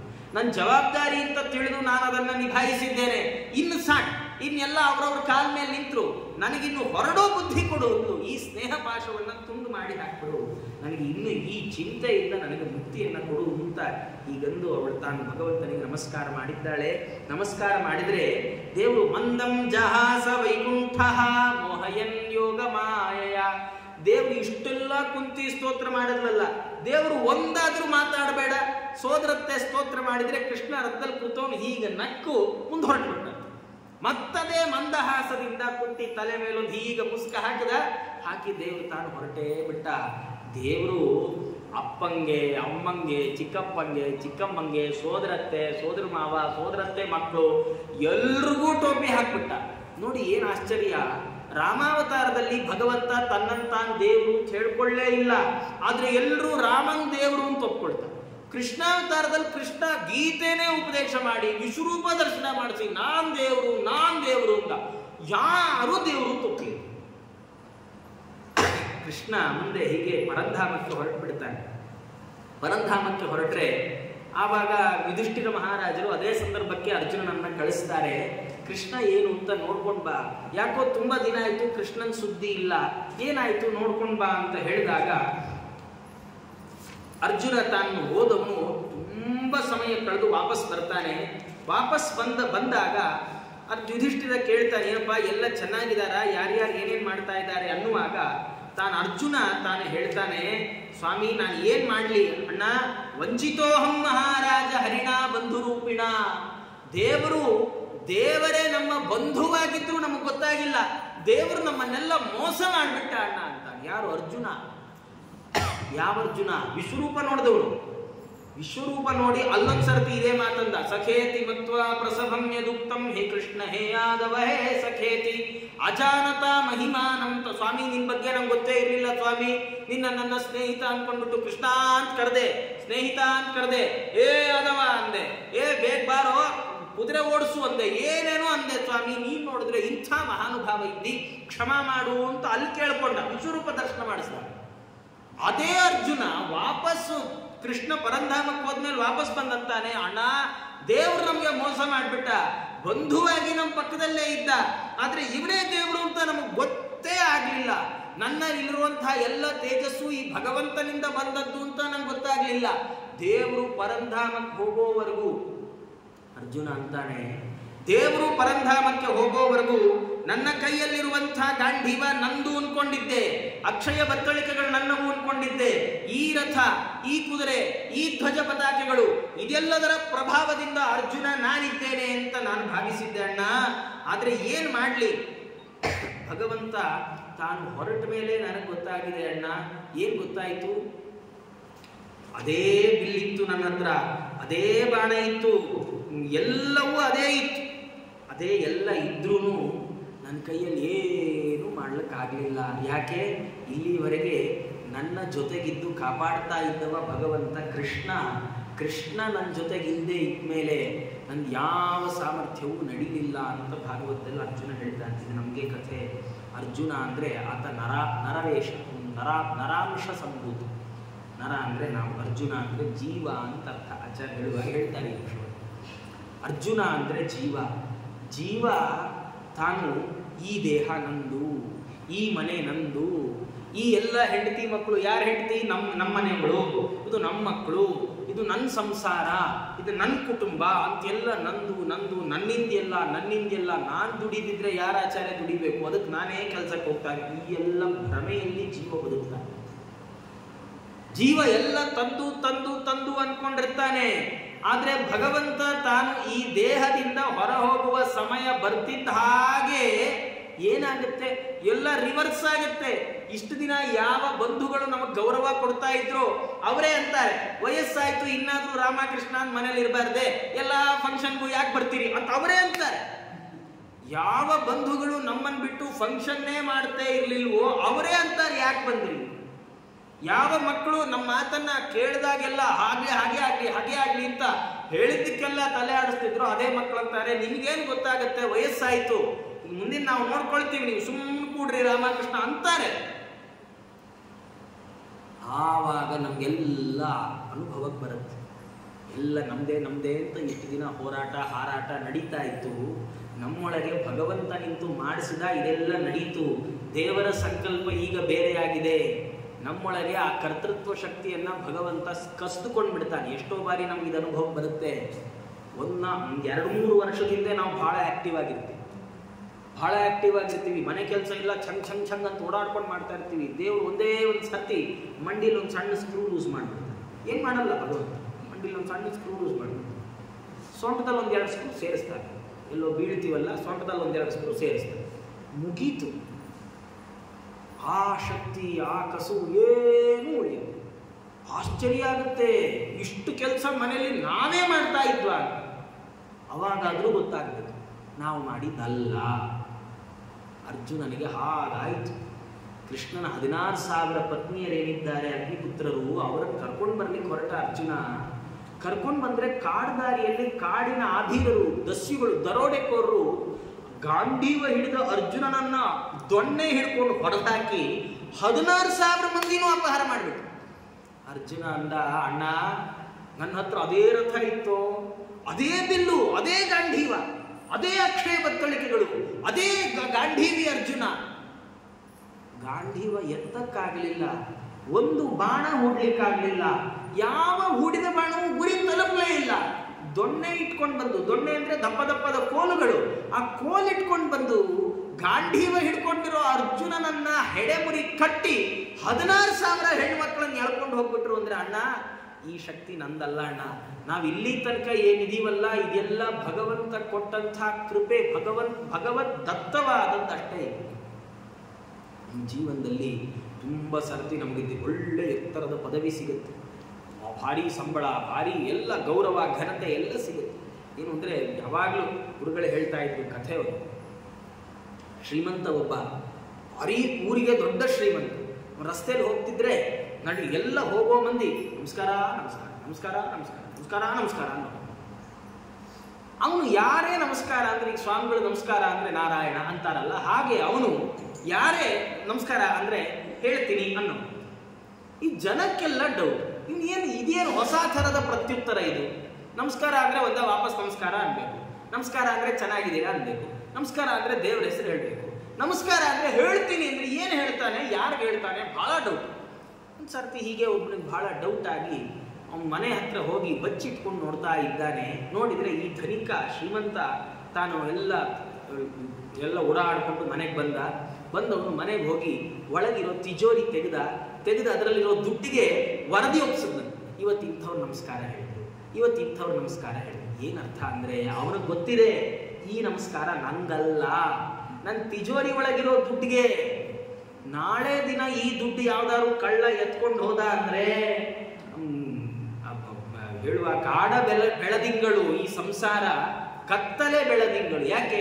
ಉಂಟಾದ ಕಾಲಕ್ಕೆ ನೆಂಟರು ಇಷ್ಟರು ಭಂಟರಾಗಿ ಬಂದು ಬಾಗಿಲ ಕಾಯುವರು. ಲಾಟ್ರಿ ನಮ್ಗೆ ಏನಾರು ₹1,00,000 ಲಾಟ್ರಿ ಹೊಡಿತು ಅಂತ ಗೊತ್ತಾದ್ರೆ ನಾಳೆ ದಿನ ನಮ್ಗೆ ಇಷ್ಟೊಂದು ಜನ ಬಂಧು ಬಾಂಧವರಿದ್ರ ಅಂತ ನಮ್ಗೆ ಡೌಟ್ ಬಂತು. ಇಷ್ಟೊಂದು ಜನಕ್ಕೆ ನಾನು ಗೊತ್ತಾ ನಮ್ಗೆ ಡೌಟ್ ಆಗ್ಬಿಡುತ್ತೆ. ಆದ್ರೆ ಉಂಟಾದ ತನ ತಪ್ಪಿ ಬಡತನ ಬಂದರೆ ಒಂಟೆ ಎತ್ತೆ ಕತ್ತ ಮೇಲಕ್ಕೆ ಎತ್ತುವರು ಕಾಡ ಬೆಳದಿಂಗಳು ಈ ಸಂಸಾರ ಕತ್ತಲೆ ಬೆಳದಿಂಗಳು. ದಾಸರು ಅದನ್ನೇ ಅಂದದ್ದು. ಹಾಗಾಗಿ ಅವನಂತಾರೆ ಅರ್ಜುನ, ಸ್ವಾಮಿ ಇದ್ಯಾವುದು ಅಣ್ಣ, ಇದ್ಯಾವುದು ನಮ್ದಲ್ಲ, ಇದೆಲ್ಲ ಕೃಷ್ಣಂದು ಅಂತ ನಂಗೆ ನಿಶ್ಚಯ ಆಗ್ಬಿಟ್ಟಿದೆಯಪ್ಪ. ಹಾಗಾಗಿ ಉಳಿಬಾರದು ಅಂತ ತಾವು ಪರಂಧಪ್ಪ ಅವರು ತಾವು ಮಹಾಪ್ರಸ್ಥಾನಕ್ಕೆ ಹೊರಟರೆ ಪರೀಕ್ಷಿತ ರಾಜರನ್ನ ಪಟ್ಟಾಭಿಷೇಕ ಮಾಡಿದರು. ಪರೀಕ್ಷಿತ ರಾಜರು ಕಲಿಯನ್ನೇ ನಿಗ್ರಹಿಸಿದವರು. ಆದರೆ ಈ ಋಷಿಗಳು ಅವರು ತಾವು ಅಸಂಪ್ರಜ್ಞಾತ ಸಮಾಧಿಯಲ್ಲಿರುವಾಗ ಅವ್ರ ಕೊರಳಿಗೆ ತಾವು ಸತ್ತ ಸರ್ಪವನ್ನು ಹಾಕಿದರೆ ಮಗ ಶೃಂಗಿ ಶಾಪ ಕೊಟ್ಟ, ಇವತ್ತಿನಿಂದ 7 ದಿನಕ್ಕೆ ಸರಿಯಾಗಿ ತಕ್ಷಕ ನಿನ್ನನ್ನು ಬಂದು ಕಚ್ಚಿಬಿಡ್ತಾನೆ ಅಂತ ಶಾಪ ಕೊಟ್ಟಿದ್ದಾನೆ.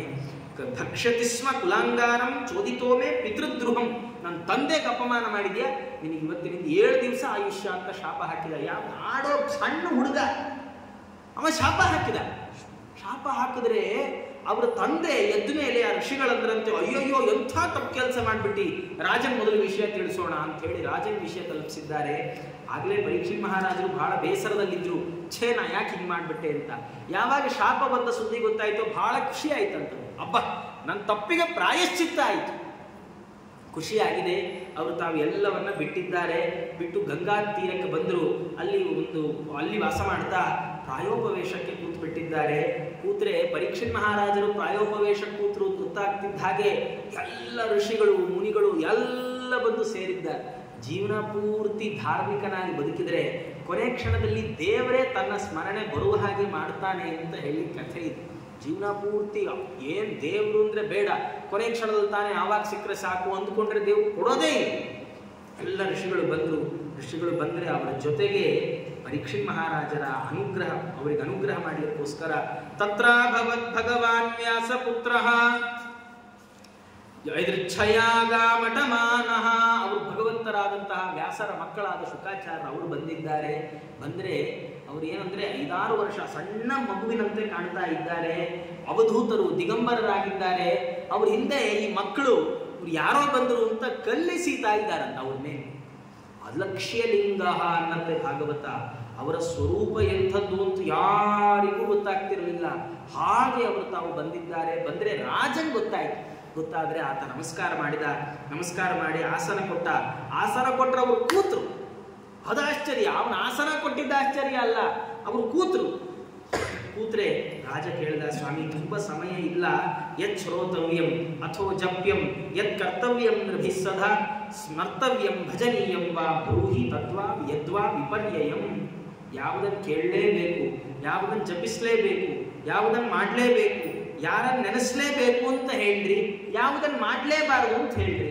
7 ದಿನದಲ್ಲಿ ಇಷ್ಟನ್ನು ಹೇಳಿಬಿಡ್ರಿ, ನಾನು ಮುಕ್ತರಾಗ್ತೇನೆ, ಕೃತಕೃತ್ಯನಾಗ್ತೇನೆ ಅಂತ ಪ್ರಾರ್ಥನೆ ಮಾಡಿದಾಗ ಶುಕಾಚಾರ್ಯ ಹೇಳಿ ಪ್ರಾರಂಭ ಮಾಡಿದರು. ಏನು ಹೇಳ್ತಾ ಇದ್ದಾರೆ ಅನ್ನೋದನ್ನು ಮುಂದಿನ ಉಪನ್ಯಾಸದಲ್ಲಿ ನೋಡೋಣ ಅಂತ ಹೇಳ್ತಾ, ಸರ್ವೇಂದ್ರಿಯ ಪ್ರೇರಕೇಣ ಶ್ರೀ ಪ್ರಾಣಪತಿ ನಿರಿತಃ ಯದವೋಚ ಮಹಂತೇನ ಪ್ರಿಯತಾಂ ಕಮಲಾಲಯ